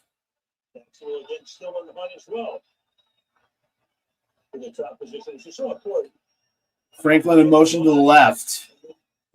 Fires. Quick throw, complete. 1st down, Cortland Sutton. Will sit route, finds the soft spot in the zone coverage. That's right. I remember now. Ugh, God. I don't know, man. It just depends on how they finish the season. I'm okay with having less primetime games because they play their worst football on prime time. Honestly, that's one of those ones where I don't know if it's correctable at all, quite frankly. Hopefully it is. Jaleel. It's more of an instinct and a feel thing, like Jaleel on this run. Just able to find a little crease, work between his blockers. That was a nice run by Jaleel right there. Picked up about 6 on it. I mean, at this point, I think you have to consider it, right? Because whenever Jaleel's on the field, good stuff tends to happen. They squirt forward and actually get positivity in the run game, and now we're right back to R.J. Harvey. I formation.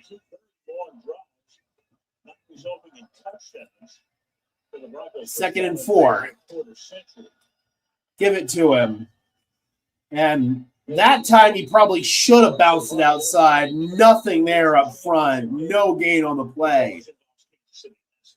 Dude, I cannot, man. We need J.K. Dobbins back so bad.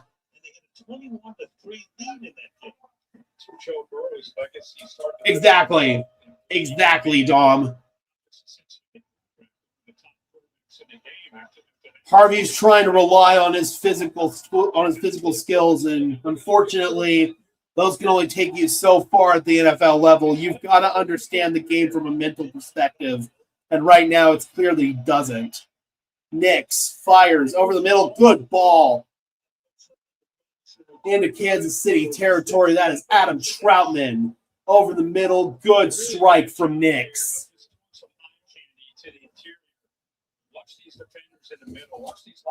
I mean, at some point, Sean will see the light because he's never been afraid to move on from bad draft picks.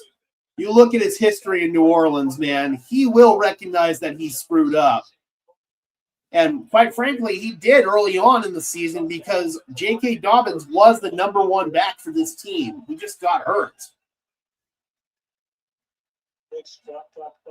Got to get it off. They do with 2 seconds. Nix had her lane to run. Instead, threw it. It was behind Ingram, but Ingram bobbled and caught it.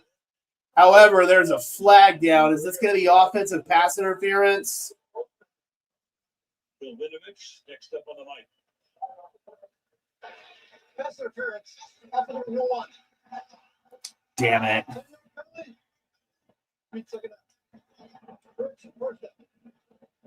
Ingram doesn't like the call, but I don't know if he really see what kind of push he has here on does he push up? Oh, that's a bad call! Oh, that is a bad call! Yo! Oh, that is a bad call, dude. He didn't extend. He didn't push. You want offensive pass interference? Go look at the Britton Strange touchdown in the Jacksonville game. That's offensive pass interference that they didn't call. They're going to call that garbage? Are you serious? Dude. First down and 20. Fires. Oh!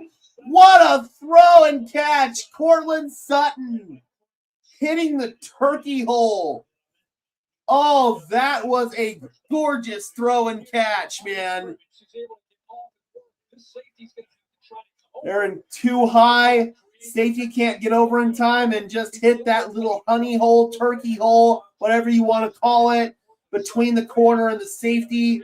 Christian Fulton and Brian Cook. That is fantastic. Ball don't lie, baby. First down. I formation. Harvey is in the backfield again. They toss it outside, and Harvey is blown up. Bad block by Adam Troutman. That was Jaden Hicks, I believe it was, on the tackle. Make it Noel Williams. Second down and long. Yeah, that's a horrible blocking attempt by Troutman. My biggest issue with him is his bad blocking. Second and 15. Got to make the block. If you make that block, that's probably a big gain.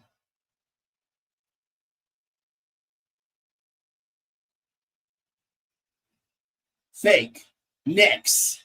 Fires. Just checks it underneath to Harvey. Can he make a move? He can. He can break a tackle. And R.J. Harvey is close to the first down. Third down and manageable.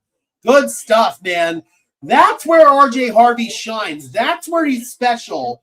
With the ball in open space, just get it to him. Let him break tackles. This is where R.J. Harvey shines. Do more of this, man.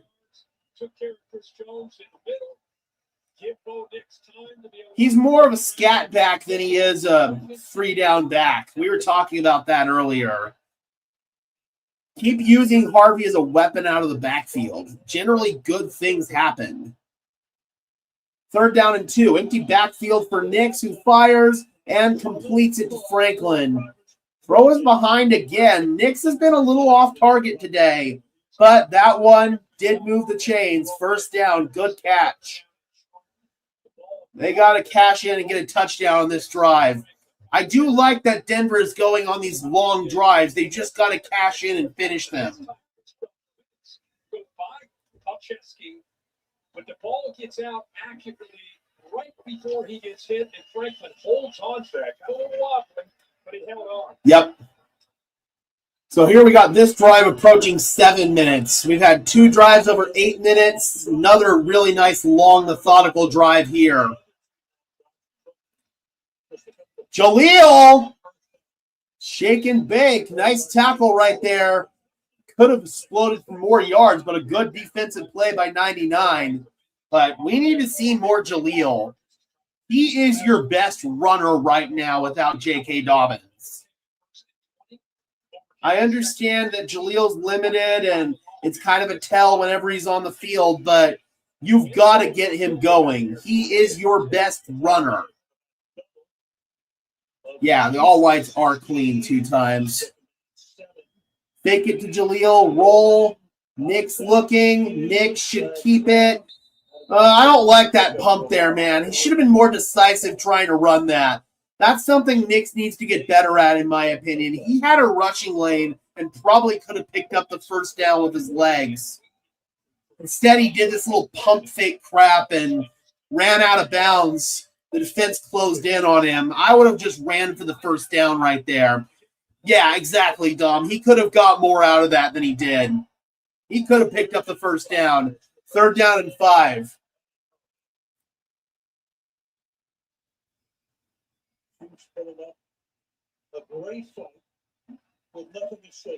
Bo. Drifting. Tipped. Oh, no, it's still caught. Troy Franklin coming back to the ball. Brian Cook wanted another offensive pass interference. They don't call it. Refs are going to call that a little bit short. I imagine Denver's going to get up and run a quarterback sneak or something. It's going to be 4th down and a half yard. you always want to see a receiver run the route. Yeah, that is a bit of a questionable spot there. But kind of like Kirk Herbstreit's pointing out here, that could have been a better route by Franklin, making sure he was past the sticks. Sean doesn't like it. He's going to challenge that.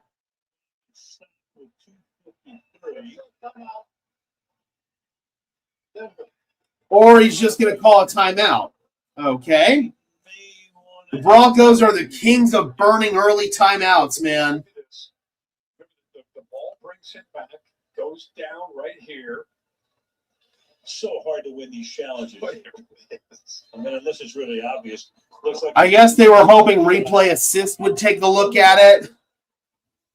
Still a bad route by Franklin. No, that looks right at the sticks. That should be a first down. That should be a first. Continues until he gets touched there. Meanwhile, Denver had to take a timeout. I don't know, man. That looked like a first down to me. Well, you don't challenge it now. They were hoping replay assist would take care of it. That's a bad job by the officials. That is a really bad job. And that's a bad job by New York not buzzing down and correcting that. That's bad. That is really bad. So now it's 4th and inches. 8:49 is how much time you've taken off on this drive. I mean, Denver's gone on these long, methodical drives. And Kansas City's clogging gaps up front. Nix is going to sneak and get it. Riding the left side of the line, doing that little ready, set, hut 1, hut 2, hut 3 cadence. And it worked. First down.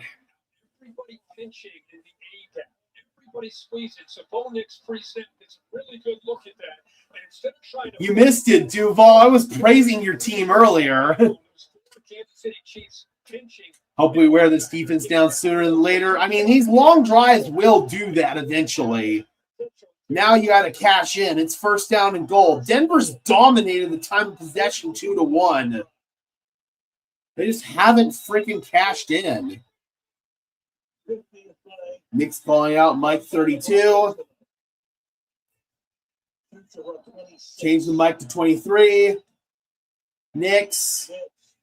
He should run. He will. Nix is in. Touchdown, Denver. Bo Nix on the scramble. Let's go. Let's go, baby. You should go for 2 here, I think. Make this a 4-point game. 9-minute, 47-second drive. 12 plays. And finally, Denver finds pay dirt. Great run by Nix. He is in. Touchdown. And they're going to kick the extra point with Lutz. Nick get a 3-point game. Lutz's kick is good. All right, let's go, baby. Good drive. That is exactly what we needed. First drive coming out of halftime for Denver. They take a bunch of time off the clock. Almost 9 minutes of time taken off the clock right there, and they cash in with a touchdown. I mean, I understand wanting to go for 2 right there. I probably would have, but if you don't, then Kansas City can kick a field goal. If you don't get it, Kansas City can kick the field goal and they can take the lead back. So I understand the thought process. That way, they've got to score a touchdown to take the lead back. But a turnover sure would be nice right about now.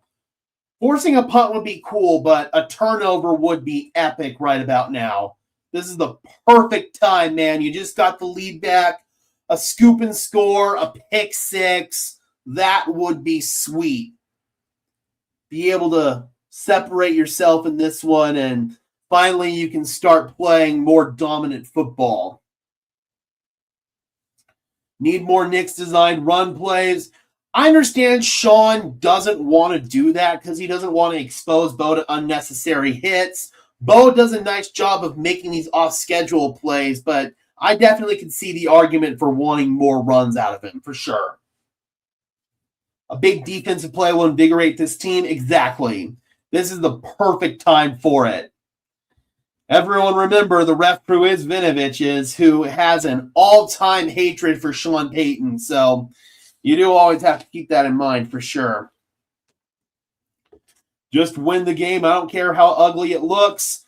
I want them to just continue to clean up their mistakes. Hopefully we can have a good possession here defensively, some nice tackles, a turnover, a sack, something to really flip the momentum of this game.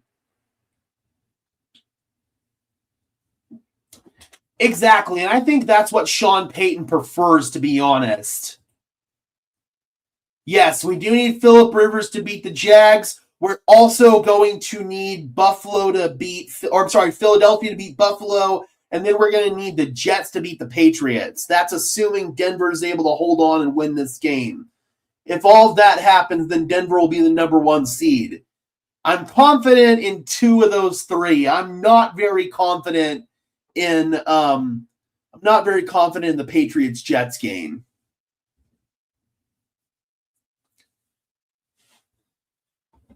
Which is more sustainable long term? I want Bo to be a pocket passer and use his legs more as a weapon as opposed to a crutch.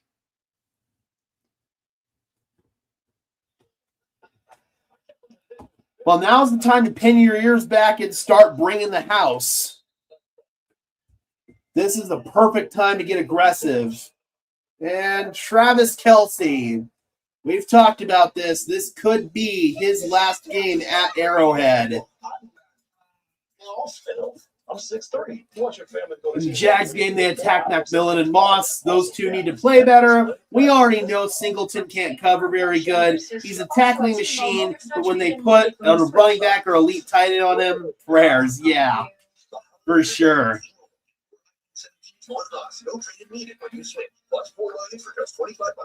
I was at the last game, Lord Biscuit, the last Broncos game. I was at the game against Jacksonville. So it's the final home game of the season. Taylor Swift is here. Will she be back here next year? It all depends on what her band decides to do. I mean, I like competing against Travis, so I'd like to see him back for one more year, to be honest.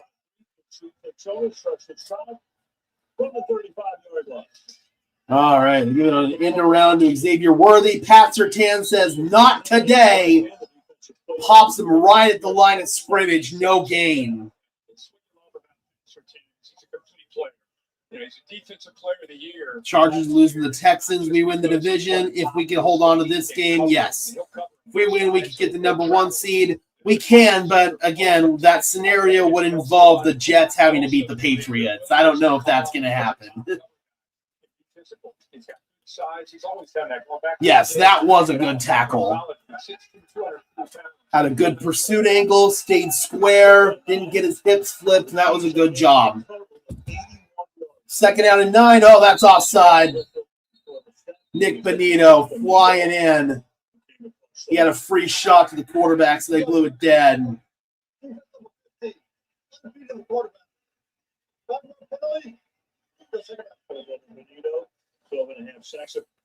Too many penalties, man. Shooting yourself in the foot, just trying to get an advantage on that snap count. Watch the ball, man. Don't listen to the quarterback. Watch the ball. So 2nd and 4.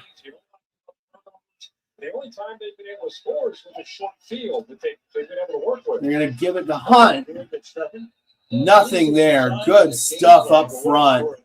Iniuwazurike was there.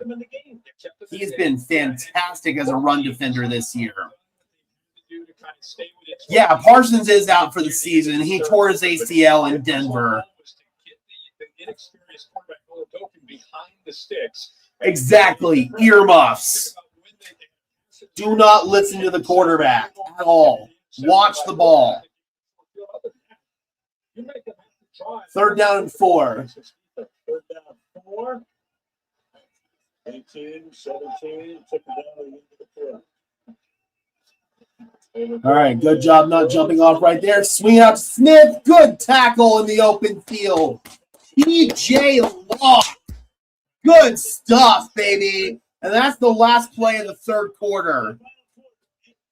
PJ Locke has played a lot better today. Obviously, we don't have the All-22. I'll watch that immediately after this game's over because Amazon does do that. But PJ has looked a lot better in this game just off the initial eye test and broadcast footage test. Yeah, this game is flying, man. Wasn't our last stream a really quick game too, the Raiders game? Yeah, it was. I remember that game also flew quick. I think this one's going even quicker than that. Oh, not quarter 3, quarter 4. Get it right, dum-dum. Boom, shaka waka. He's playing a lot better today. He is playing a lot better. And that's what he's a lot better at, Dom. He is a lot better at that. This one might be under 3 hours, too, at the rate it's going.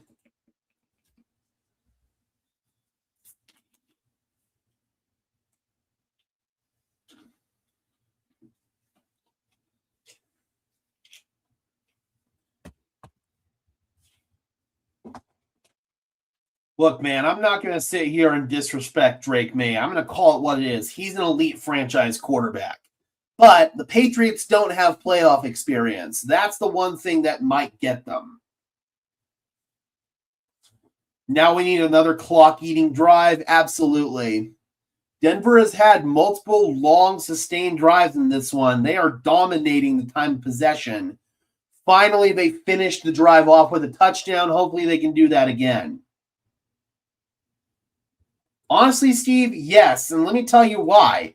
We're going to get J.K. Dobbins back for the playoffs, and that should solve at least 70% of our run game woes. Dom, I shall not be giving any compliments whatsoever to Josh McSnake Oil, so you can have at it all you want. I am not going to give him any love. I'm going to give all the love to Drake May.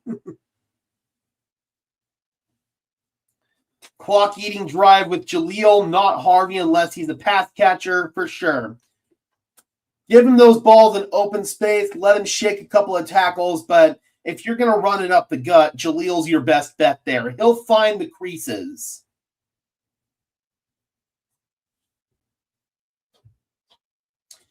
It is impressive.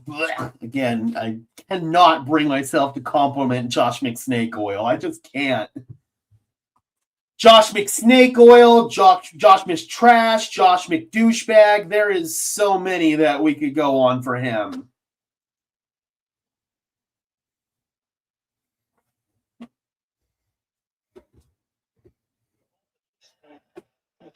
They're moving over across state lines. Yep, Chiefs leaving Missouri for Kansas. So in the span of 10 years, Missouri's lost both of their NFL teams. And that's going to bounce into the end zone for a touchback. They almost saved it right there. And we just went to a long commercial to go back to commercial break. Gotta love that, man. Just gotta love it. Josh McDaniels thought he was at the interview to go take a huge dump like he did for the Colts interview. I only say that because people want to credit Peyton for Bo's play, but only credit May when it comes to the Patriots offense. That's fair. That is 100% fair. You've got to give equal credit where it's due. Both quarterbacks have been awesome, and both play callers have been awesome. I hate Josh McDaniels. I cannot stand him. Got a lot of Seahawks fans in the house. Yes, the Chiefs are moving. They are moving from Kansas City, Missouri to outside of Kansas City, Kansas. Other side of the state line, and locals will tell you it's like moving across the country. Yes, the Bears are also potentially moving. They're looking at a suburb in the same county as Chicago. If they can't do that, they might move to the Chicago suburbs in northwestern Indiana. That'd be crazy. The Rams, Cairo, the St. Louis Rams. Actually, they've lost 3 football teams in their statehood because the St. Louis Cardinals were also a thing, and they moved to Phoenix. Agreed, Steve. Agreed. Because Like it or not, Bo Nix has playoff experience. Drake May doesn't.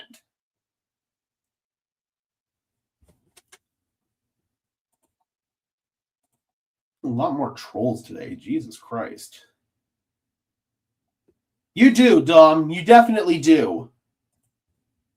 And some of those assets were from the Russell Wilson trade, so that also makes it a little bit tough to really be able to pull for the Seahawks. But John Schneider has done a fantastic job, and moving on from Pete Carroll the time that they did looks like a fantastic move.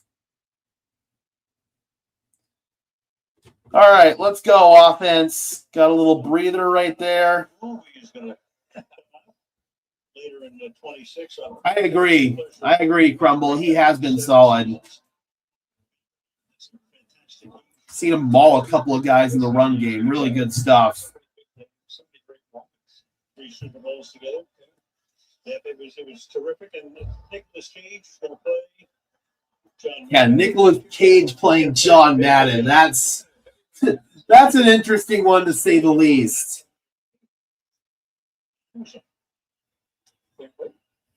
Yep, you sure did, Boss Hog. I will own that all day. First down and 10. Swing it over on a bubble screen. It's Mimsy. Has some blocking ahead from Troutman, and he's able to pick up 6. This point in time, Denver just wants to stay in bounds, keep the clock running. I mean, they've already rebuilt that stadium once. They literally tore down the old stadium and built a new one inside the guts of the old one. I don't think they can do that again. Plus, they don't even own Soldier Field. The city of Chicago does, and apparently the city doesn't really want to work with the team. Knicks fires, looking deep. Yo! Yo! Come on, man! That should have been PI. Come on, brother. How is that not a flag? The entire Broncos sideline was wanting a flag there. That's bull. That is absolute bull. Broncos number 1 seed probability. With a win, it's 62%. With a loss, it's 7%. Seriously, that is garbage, man. That should have been a flag. Knicks fires and completes. They make up for it. Ball don't lie. Michael Bandy, first down Broncos. Keep it inbounds and keep the clock running. Yeah, pretty much, Dom. Ball don't lie. Generally, most of these cities don't want to pay for it. Especially with these rich billionaire owners. That's why the Broncos stadium is going to be entirely privately funded. And quite frankly, it should be. The billionaires should be paying for their own shit. Hand off to Harvey. Bounces to the outside again, man. Missed a hole. Gain of just a couple. Swear to God, man, we need to keep feeding Jaleel. RJ has 9 carries for 15 freaking yards. Yes, Lord, the Broncos are getting a new stadium in 2031, same year as the Chiefs. And this stadium is going to actually be in Denver proper. So we're not leaving our city like the Chiefs are. 2nd and 7. Jaleel trying to find a crease, able to spin and squirt for a gain of a couple. 3rd and 5. Chiefs wanted a hold on that one. They didn't get it. It's going to have a retractable roof, which I don't like. I would rather have it be an open-air outdoor stadium. This whole notion of trying to move inside is not good, in my opinion. I would much rather be an outdoor football team. Football's meant to be played outdoors in the elements. And if they've got a retractable roof, they're going to close it on snowy games and stuff like that, which I hate. 3rd down and 4. Oh, Denver might have got away with a delay of game. They don't call it. Nick's in trouble and he's sacked. Chris Jones. I mean, they were down to 2 right there. I probably would have called one, to be honest. Now Denver's got a punt. Mike McGlinchey got absolutely smoked right there. Bo just had to hit the deck. All right, let's get a big booming punt, Grawshaw.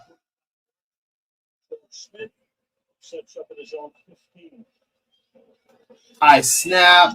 Crawshaw fields it.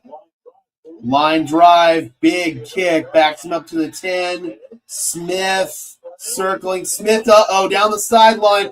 Rashard Smith to the 44 of Kansas City. Or of Denver. Fuck. Horrible special teams, bad tackling, bad pursuit angles. Adam Troutman and Jordan Turner both ended up on their bellies. Gross. Absolutely gross, man. So Mike McGlinchey gets beat and they give up a sack, and then we have a massive return on the punt because we can't tackle to save our lives. Brother. This Broncos team cannot get out of their own way. And now Kansas City has more than ideal field position. Are we really talking about this? Are we seriously talking about this again?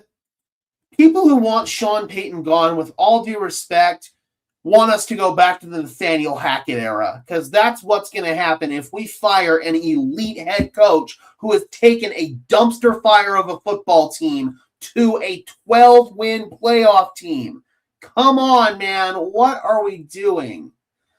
Not calling a timeout really cost us field position. Hindsight's 20/20 there. I can understand why they didn't want to do it because they only had 2, but it's just tough. No, they got plenty of starters in there. Obviously, they got a third-string quarterback, and they've got some backups in the secondary on the offensive line, but they do have starters in there. Defensive line, most of their starting linebackers are in there. They do still have 3 starters on the offensive line, so they do have starters in there. Exactly. We're 12-3. For God's sake, man. We couldn't get to 12 wins to save our lives. Now, getting rid of Rizzy, that is something I would be for, because the special teams has been absolutely garbage. Broncos week schedule, you can only play the teams that are in front of you, man. Crazy the narrative shift. People are still hating on Bo, but early in the season, people wanted to say Bo would cost us playoffs. Now, he seems to be the only part of the team who's still operating. Yep. They're showing us a diagram of Patrick Mahomes' knee injury, ACL and LCL.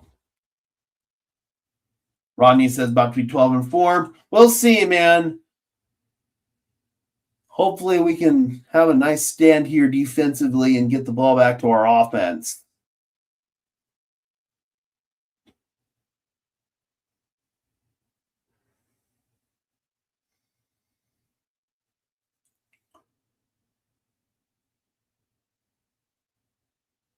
All right, 1st and 10 from the Denver 45.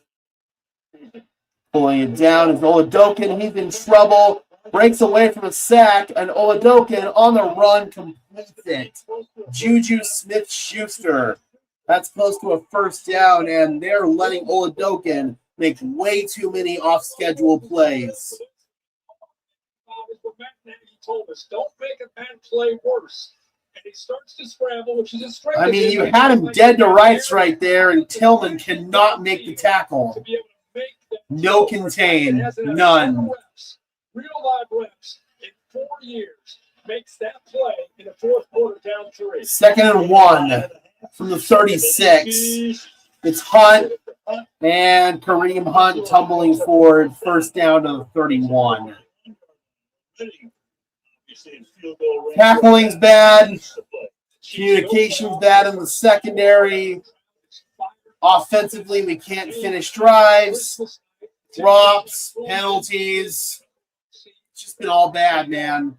He's been a practice squad quarterback for 4 years out here trying to pull I mean, this off. Denver's dominated the time of possession, and they're still only up by 3. Pre-Andy Reid. Dude, the hunt, gain of 1. Malcolm Roach was there. In rushing as a Chief back in 2017. Kansas City already in position to tie it with Harrison Butker. Yeah, Hunt, Dave, a little slow. He's a little gimpy. Their opportunities have come again from an Honestly, should be up by more than that. plus territory and a touchdown. Pass interference. Oh, I'm going to laugh if that happens. Huge return. I'm going to laugh so hard if that's what happens. That or not, man. It's the only way they're going to get on 2nd and 9. Second and 9. Showing pressure. PJ Locke's coming. Trying to step a screen. That's batted and incomplete. Nick Benito was there to slam and deny that. Almost like a Dikembe Mutombo block. Chimby, he's so sudden, he's so quick, and this time just does a good job of just getting his arms up. He's not even sacks tonight. He's doing a good job when he has the opportunity. He's batting it down. He's had 3 straight 12.5 sacks for Benito. He has quieted down a ton these past few weeks. Looked like he was going to be pushing 20 sacks at the beginning of the season, but between the double teams and stuff like that, he's pulled down a ton. Oladokin sets up a little slant screen with blocking in front and going nowhere. Good tackle on Rashard Smith by Malcolm Roach. 4th down, and Kansas City is going to send out wide right to try to tie this game. And really the play that put Butker here in for the shot to tie this game up. He got 47-yard attempt. 47 yards, 4 wide right. From the left hash, where he typically has trouble.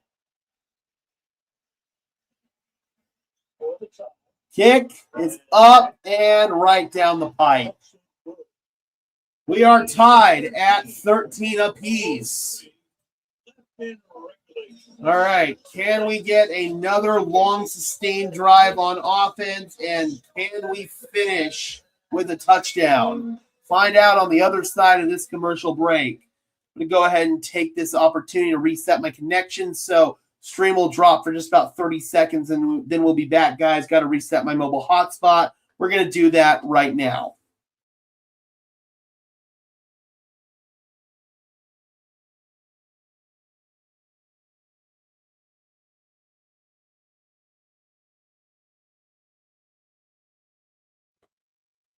Boom, we are back. Bo's gotten better while the rest of the squad has regressed a bit. For sure, that is a very accurate assessment. Where did the time go? Yeah, seriously, this has been a fast-moving game. Denver's had some long drives, 3 long drives that have pissed away a lot of clock. Really should be ahead by at least 2 scores here. It's ridiculous. I think long drive with Jaleel, Harvey, hope Sean will understand that, but I doubt it. I mean, you just got to piss away more clock at this point and come away with more than just a field goal. Playing like we don't want it. I mean, the defense is at least holding them to field goals, so it could be worse, but you still got to play better, man. Pats can get wiped by any team in the AFC besides maybe the Steelers. I don't know, man. I wonder if their lack of playoff experience is going to come back to bite them, but you've got to give them credit where it's due. They're playing some great football. Spags is going to bring it this drive, have to block so Bo can make a play, and the receivers have to catch the ball.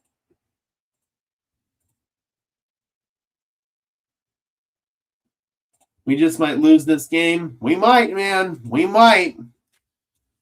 Got to have a true FU drive right here, man.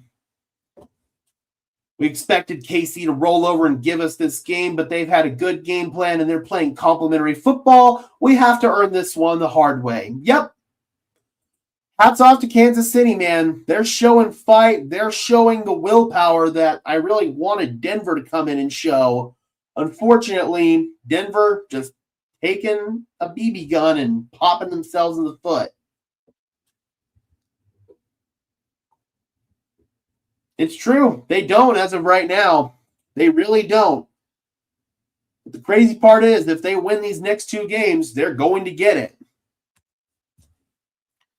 We just don't look prepared. Starters aren't making plays, offense and defense. Yep.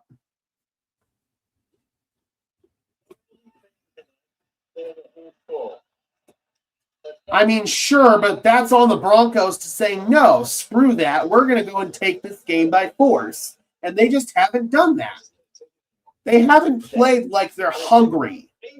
They need to show that fight, that hunger, that drive that they showed early in the season.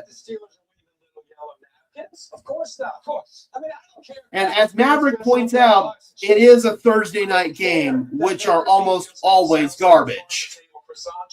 You'll have your exceptions like last week, but typically teams that are on a short week and don't have a week's worth of rest, they're not going to play a good product. The Chiefs championship his father, Lamar, was the founder of the American Football League, came over the Dallas Texans, moved them here after 3 seasons. 1st and 10. Mims goes in motion. Fake the end around. Nick's looking deep. He just checks it down to Ingram. And Ingram tumbling forward, call it a gain of 6 to the 41-yard line. I mean, at this point, I'd like to think both defenses are exhausted given the way that Denver's possessed the ball. We're down to inside of 8 minutes, guys. 7:40 left to play in a tied football game, 13 apiece. Got to take off as much time as you can. Kansas City showing blitz here. And they're going to run into it with Harvey. And Harvey, God, man, I thought he had more than he did right there. Stand him up about a yard short. 17 seasons. Give him forward progress. So 3rd down and 1. 7:04 and counting. Frank Crum checks in as an extra offensive lineman. 73 is eligible. Again, thank you guys so much for tuning in. Really appreciate it, Broncos country. It's because he doesn't hit the right hole. His vision is terrible. Toss it. Perimeter play on 3rd and 1. Harvey's got it. He's got it and more. He heard my criticism, and R.J. Harvey slithering forward into Kansas City territory. Nice run by Harvey to about the 45. So Harvey heard my criticism, slithered through a tiny hole right there. Really good job. Good block by Ben Powers. There's Harvey. Low center gravity, only 5'8", but 205 pounds. 1st down and 10. Harvey's now at 11 carries for 29 yards. This run game is just not it, man. 1st and 10. Firing, back shoulder, incomplete. Flag. Come on. Christian Fulton in coverage. Let's see. They didn't really show a replay of the last one. All right, that one's pretty good. Yeah, he's got his head turned. He's in position. They're kind of hand fighting right there. That one's not bad. I can live with that one.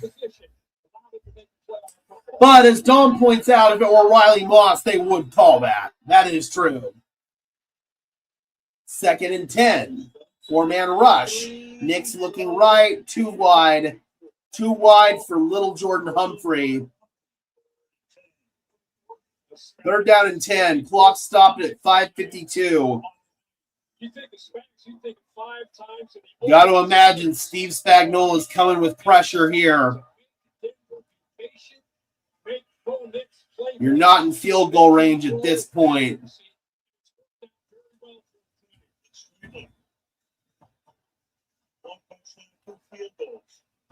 Yeah, but that one was way too wide. 3rd down and 10. Pressure is coming. Nix hangs in, fires. Complete over the middle. Little Jordan Humphrey. They go back to him. And Humphrey inside the 30. 1st down. Nix helps up Chris Jones. 5.5 to play in the game. Good throw by Nix. Great job standing in the pocket and delivering a strike over the middle. Good stuff, man. 73 checks in. Frank Crum.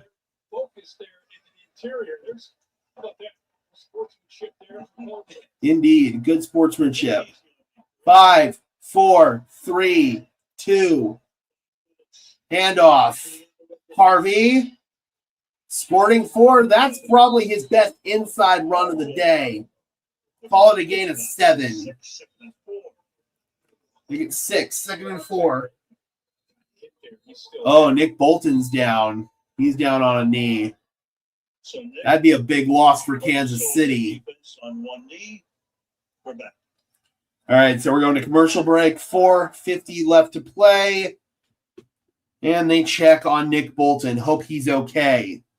So Denver's running the ball well on this drive, taking time off the clock. Bo Nix has made a couple of nice throws, especially that last throw. Fired over the middle, delivered an absolute strike. Steve Spagnuolo brought pressure. Bo Nix handled it really, really well.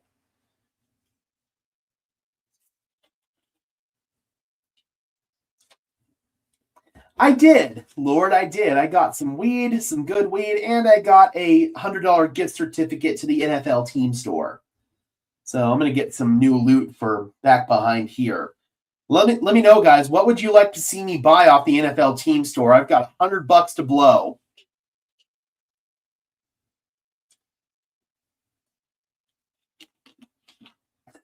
These referees have a bounty on us. Either that or they've got money in Vegas on us. No, I am not that much.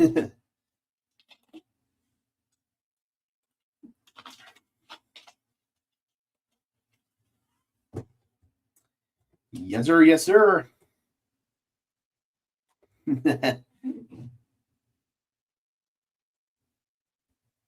Oh, shit. Glow sign? Possibly. This sign does glow. I just need to hook it up and plug it in. It's annoying how we can't get chunk plays. I agree.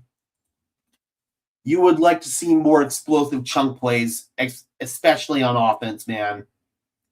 I'm more of an indica guy, personally. But I don't really shop off that. I more shop of like the terp profile and stuff like that. I love my weeds with like myrcene and beta-carophylline and stuff like that.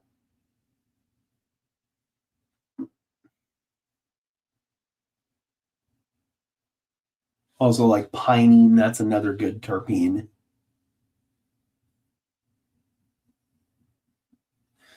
Yeah, that'd be nice, Bronco fan. I'm a little worried they're going to get him back in Indianapolis, but I would love to get Alec Pierce here. That would definitely be my number one target in free agency. 2nd out and 4. From the 22-yard line. Denver in field goal range, but they're looking for more. They give it to Harvey, and he's got another 1st down. We'll take it. Too mumuch eggnog. Limitations that Kansas City has on offense with their 3rd-string quarterback out there. 4:20, nice and counting left in this game. If I had to cut somebody on the Broncos, who would I cut?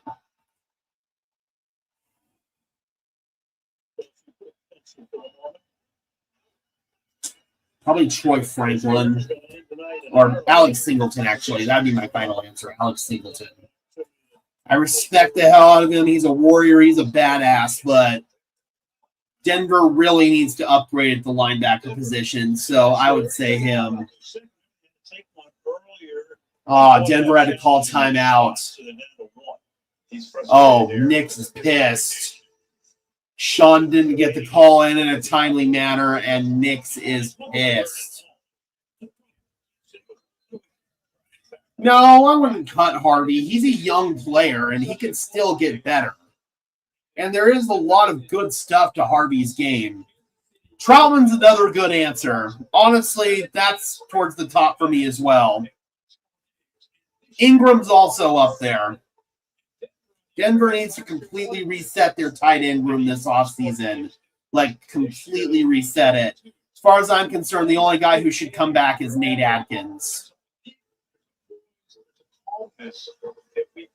Seriously, what is with all the trolls tonight? Fuck me.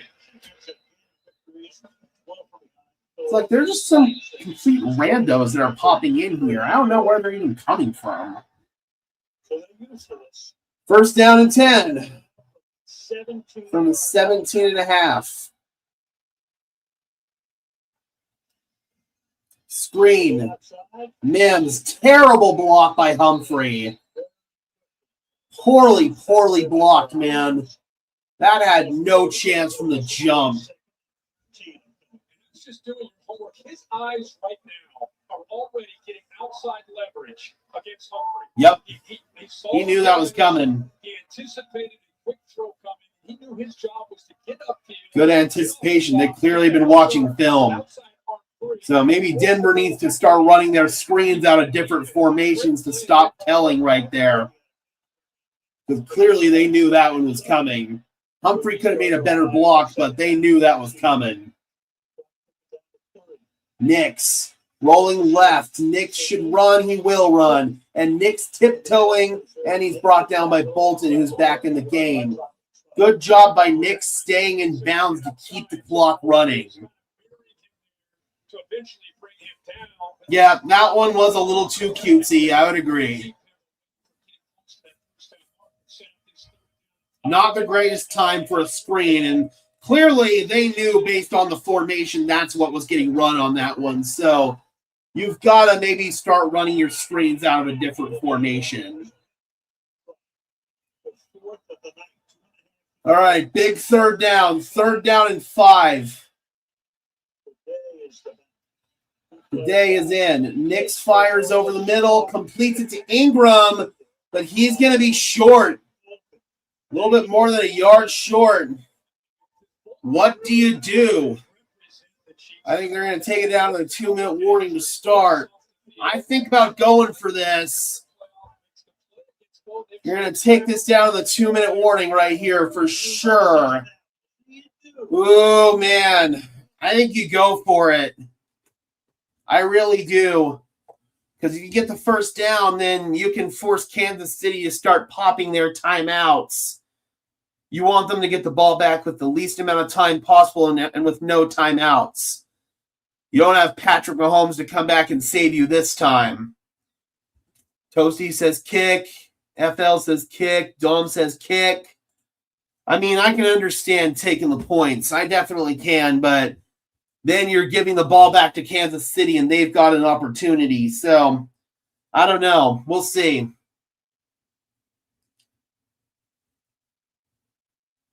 Looks like the consensus opinion from Broncos country on Twitter is to kick it. Maybe you get up, try draw them off sides, use a hard count, see if you can get a cheap one, take the delay of game, and then kick it. I think that might be a realistic option here. So they'll probably line up, show that they're going to go for it, just try to draw them off sides, see if you can get a cheap one.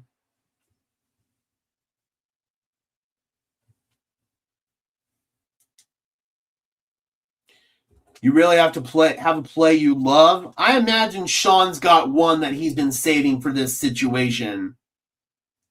And it's got to be some sort of play that gets Bo on the move to the perimeter.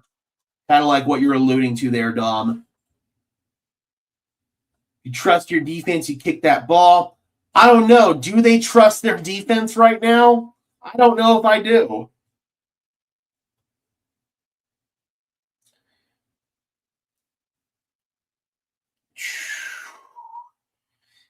I mean, if it were Patrick Mahomes in there, you kind of have to go for it. But since they don't have a viable option at quarterback, I don't know, man. This is why I'm glad I'm not paid millions of dollars to make these decisions, man.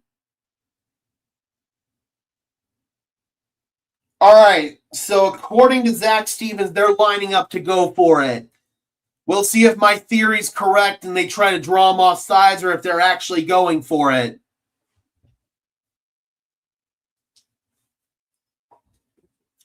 This is definitely an earmuff situation for Kansas City, and given the way that they're coached, I can't imagine they're going to jump off sides and give you a freebie here. They're going. They're lining up to go here. Offense is on the field. You've got to think this is just going to be a hard count, right? You have to think this is a hard count.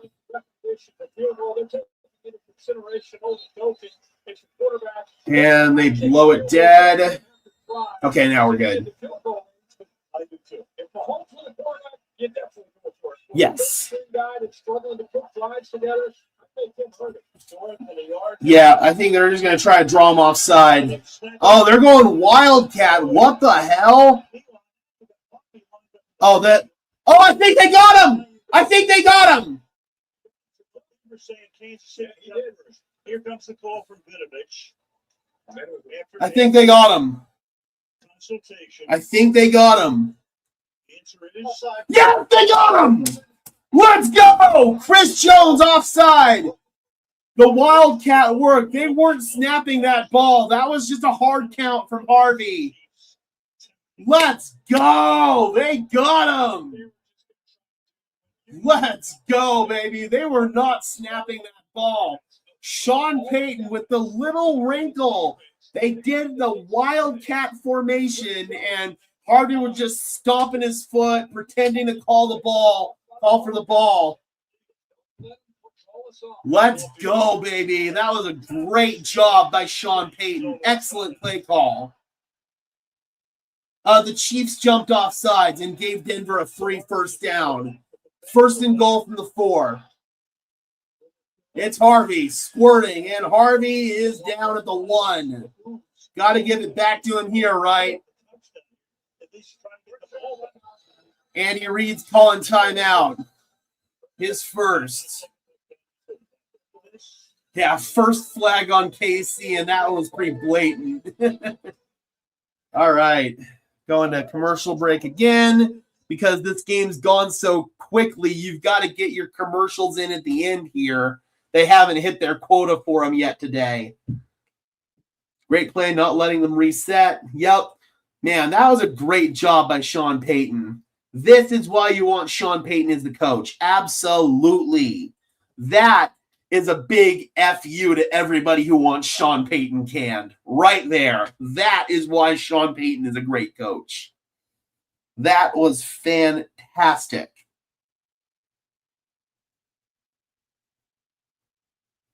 And that was smart, man. They knew that they weren't going to go for it right there.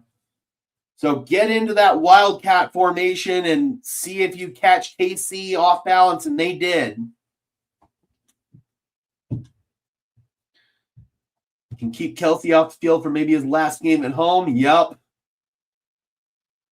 Well, clearly you're a Chiefs fan right there, Light, so.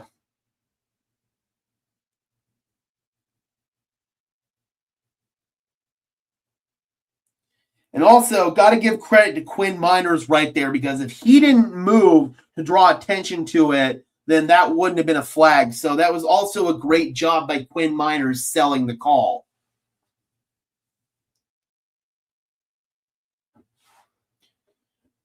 No, I think you just kick the extra point here. No use in doing anything stupid.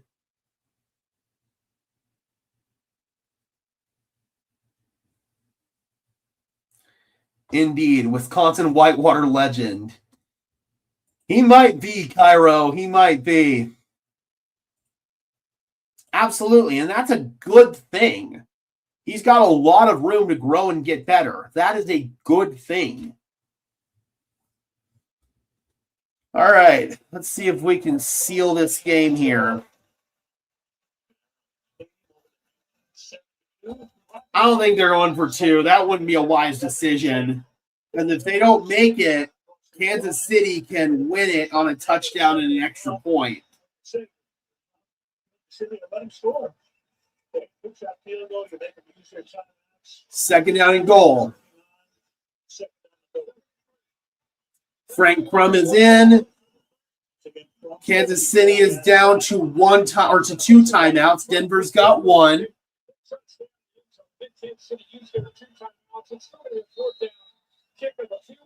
It's still a minute 30. You're giving Kansas City the ball back. Mm-hmm. Being down 3. I think you punch it in, regardless of time. Don't play games. Oh, interesting formation here. You got Prentice and Harvey in the backfield. Now Harvey shifts. I think it's going to Prentice. It is. And he is stuffed.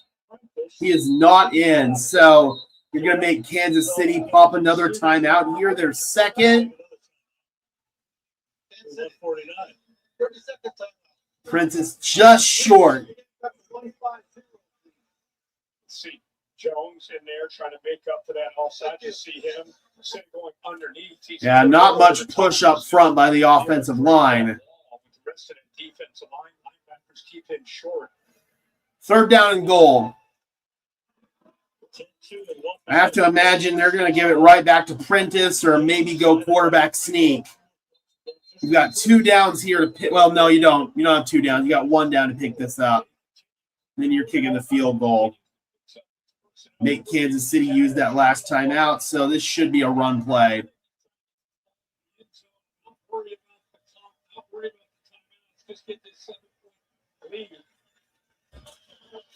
You'd win weekend.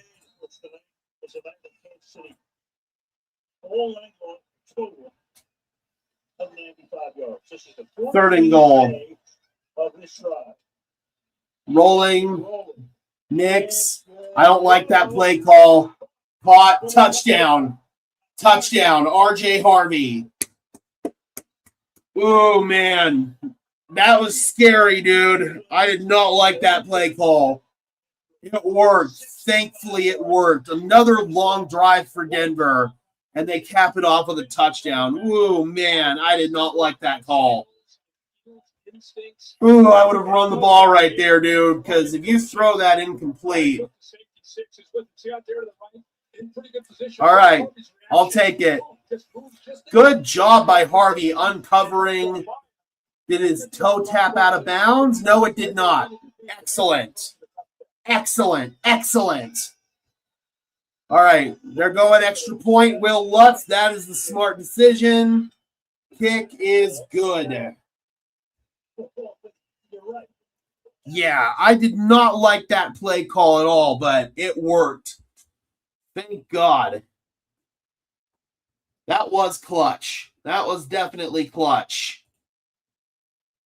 Hope VJ steps up and doesn't play coverage and prevent. We'll see, man. I think this is the time where you blitz. And like I said, we haven't hit our commercial quota.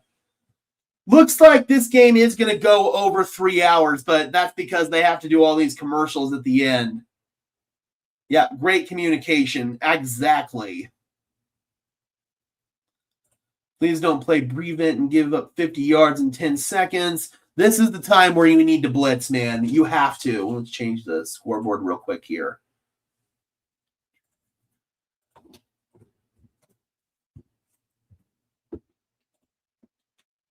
Been a really frustrating game, but you got a chance to get out of here with a win. I just got to find a reliable supplier, honestly. That's kind of the one thing that's holding me back from selling merch right now. You left too much time on the clock. You're going to have to come out and play aggressive on defense, man. You didn't really have the ability to milk more clock there. Best you could do is get Kansas City to pop timeouts, which they did with 2 of them.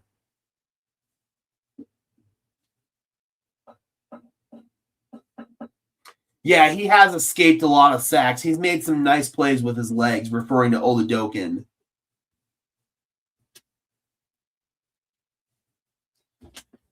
I think they'd go for 2, right? They've got nothing to lose. Pot kills brain cells, just say no. Okay, Reefer Madness.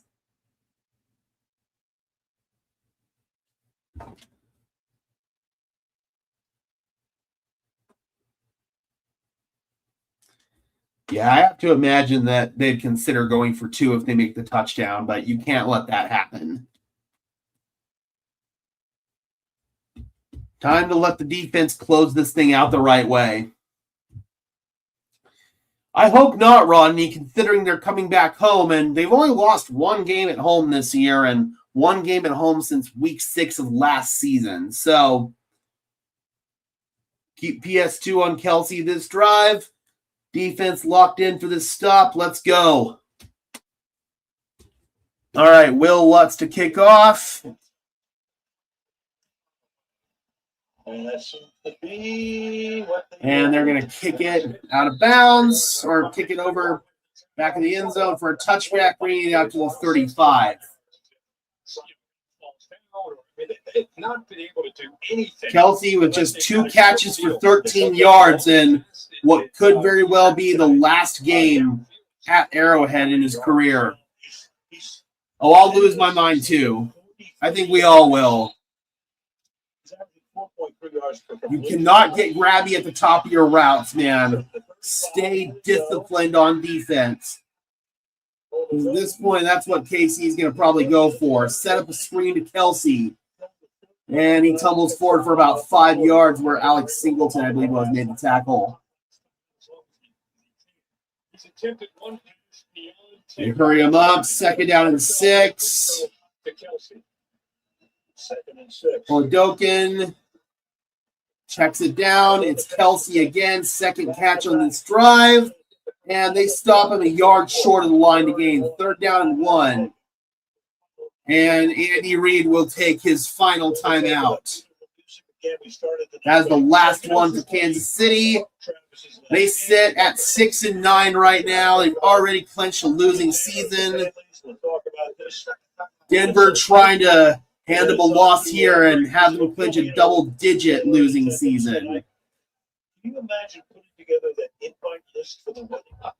With all of the guys he's played with and the friends and the families and her friends. I mean, who's going to make the cut? I don't know. Everybody's going to tell. They sit down and make that list. I have to imagine, man, this is it for Travis, based on the way he's been talking. Here we go, 3rd down and 1. Who's starting? Who starts? 3rd and 1. Casey out of timeouts. Odokin under center. Give it to Kareem Hunt. He's got it with ease. 1st down and more. Kareem Hunt into Denver territory. Down to the 42. Clock keeps running. This isn't good. Uh-oh. Talanoa Hufanga is down. Uh-oh. And that's going to be the final timeout for Denver since it's an injury inside of 2 minutes. But the big concern here is with Hufanga. Both teams out of TOs. Good job there by Hunt on that play because Denver expecting everything to just kind of work to the middle. The play was designed into the middle, but he did a good job of bouncing outside of Juju Smith-Schuster to get some big yards. I mean, Minute 3 left. 3 to go, out of timeouts. You got to believe Kelsey will be here. Both teams are now out of timeouts. Hufanga looks like he's holding his arm. He's walking off, but we'll have to see about that. So Denver is now without both of their starting safeties on this play.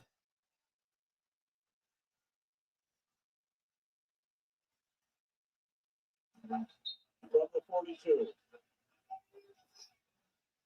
Working a hard count is Odokin. Stops in the slot. Denver's not biting. Odokin, clean pocket, steps up, fires, and completes to Kelsey. Down to the 28-yard line, tackle made by Barron.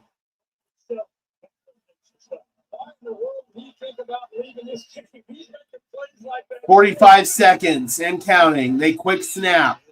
Oladokin, they do not keep contained once again. And Chris Oladokin able to escape to the 21-yard line where he's brought down by Nick Benito. This defense is completely crapping the bed. And they spike it. 25 seconds. Denver's bending. Hopefully they don't break. 3rd down and 3. Kansas City needs a touchdown. There's 25 seconds left. They're bending. Hopefully they don't break. This rookie up against a 36-year-old. You got Barron on Kelsey right there, 1-on-1. And Kelsey makes him pay. We're all keeping an eye on Kelsey. He's off to the left. We're thinking about a 2-point conversion. Potential. 3, 2, 1. That's a delay of game. They don't have any timeouts. That's a delay of game. Let's go. All right, that's a mistake by Kansas City. Getting together.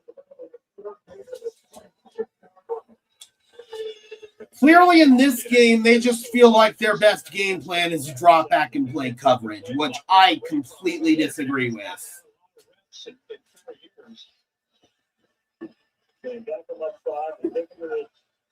Third down and 8. Pressure's coming that time. They back out now. Fires over the middle. Incomplete. No flag. No flag. 4th down and 8. Pat Surtain with the coverage. If that were Riley Moss, they probably would have called the flag. All right, one play. One play.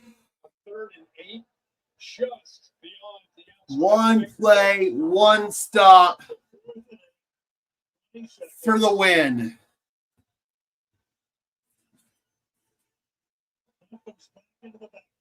Oladokin working the hard count. No timeouts for either team. 4-man rush with the spy. Fires, end zone, incomplete. No flags. The Denver Broncos are going to get out of here with a win. They win at Arrowhead for the first time since 2015. Frustrating game, obviously a lot to break down. But at the end of the day, what matters is Denver picks up their 13th win on the season. We're 13-3. I don't care how it happened. We will take it, Broncos country. We will take it. We complete the sweep of the Kansas City Chiefs for the first time since 2014. We will take it, baby. I am never going to apologize for a win in the NFL. Surtain on Kelsey, great coverage. No PI or anything like that. Last time we swept the Chiefs was 2014. Nicks to a knee, and that's it. The best formation in football. Woo-hoo! I will take it, baby. I don't care how ugly or sloppy it was. Merry Christmas, everybody. We will see you on the post-game show. We will go live for that in just a couple of minutes here. Going to go and take a celebratory bong rip.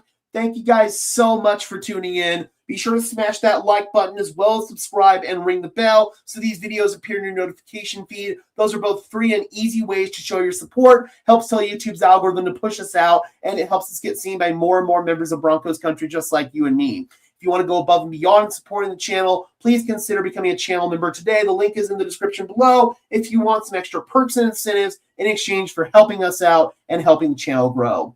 Merry Christmas once again. See you on the post game. I'm your host, Gage Madrid, saying peace out.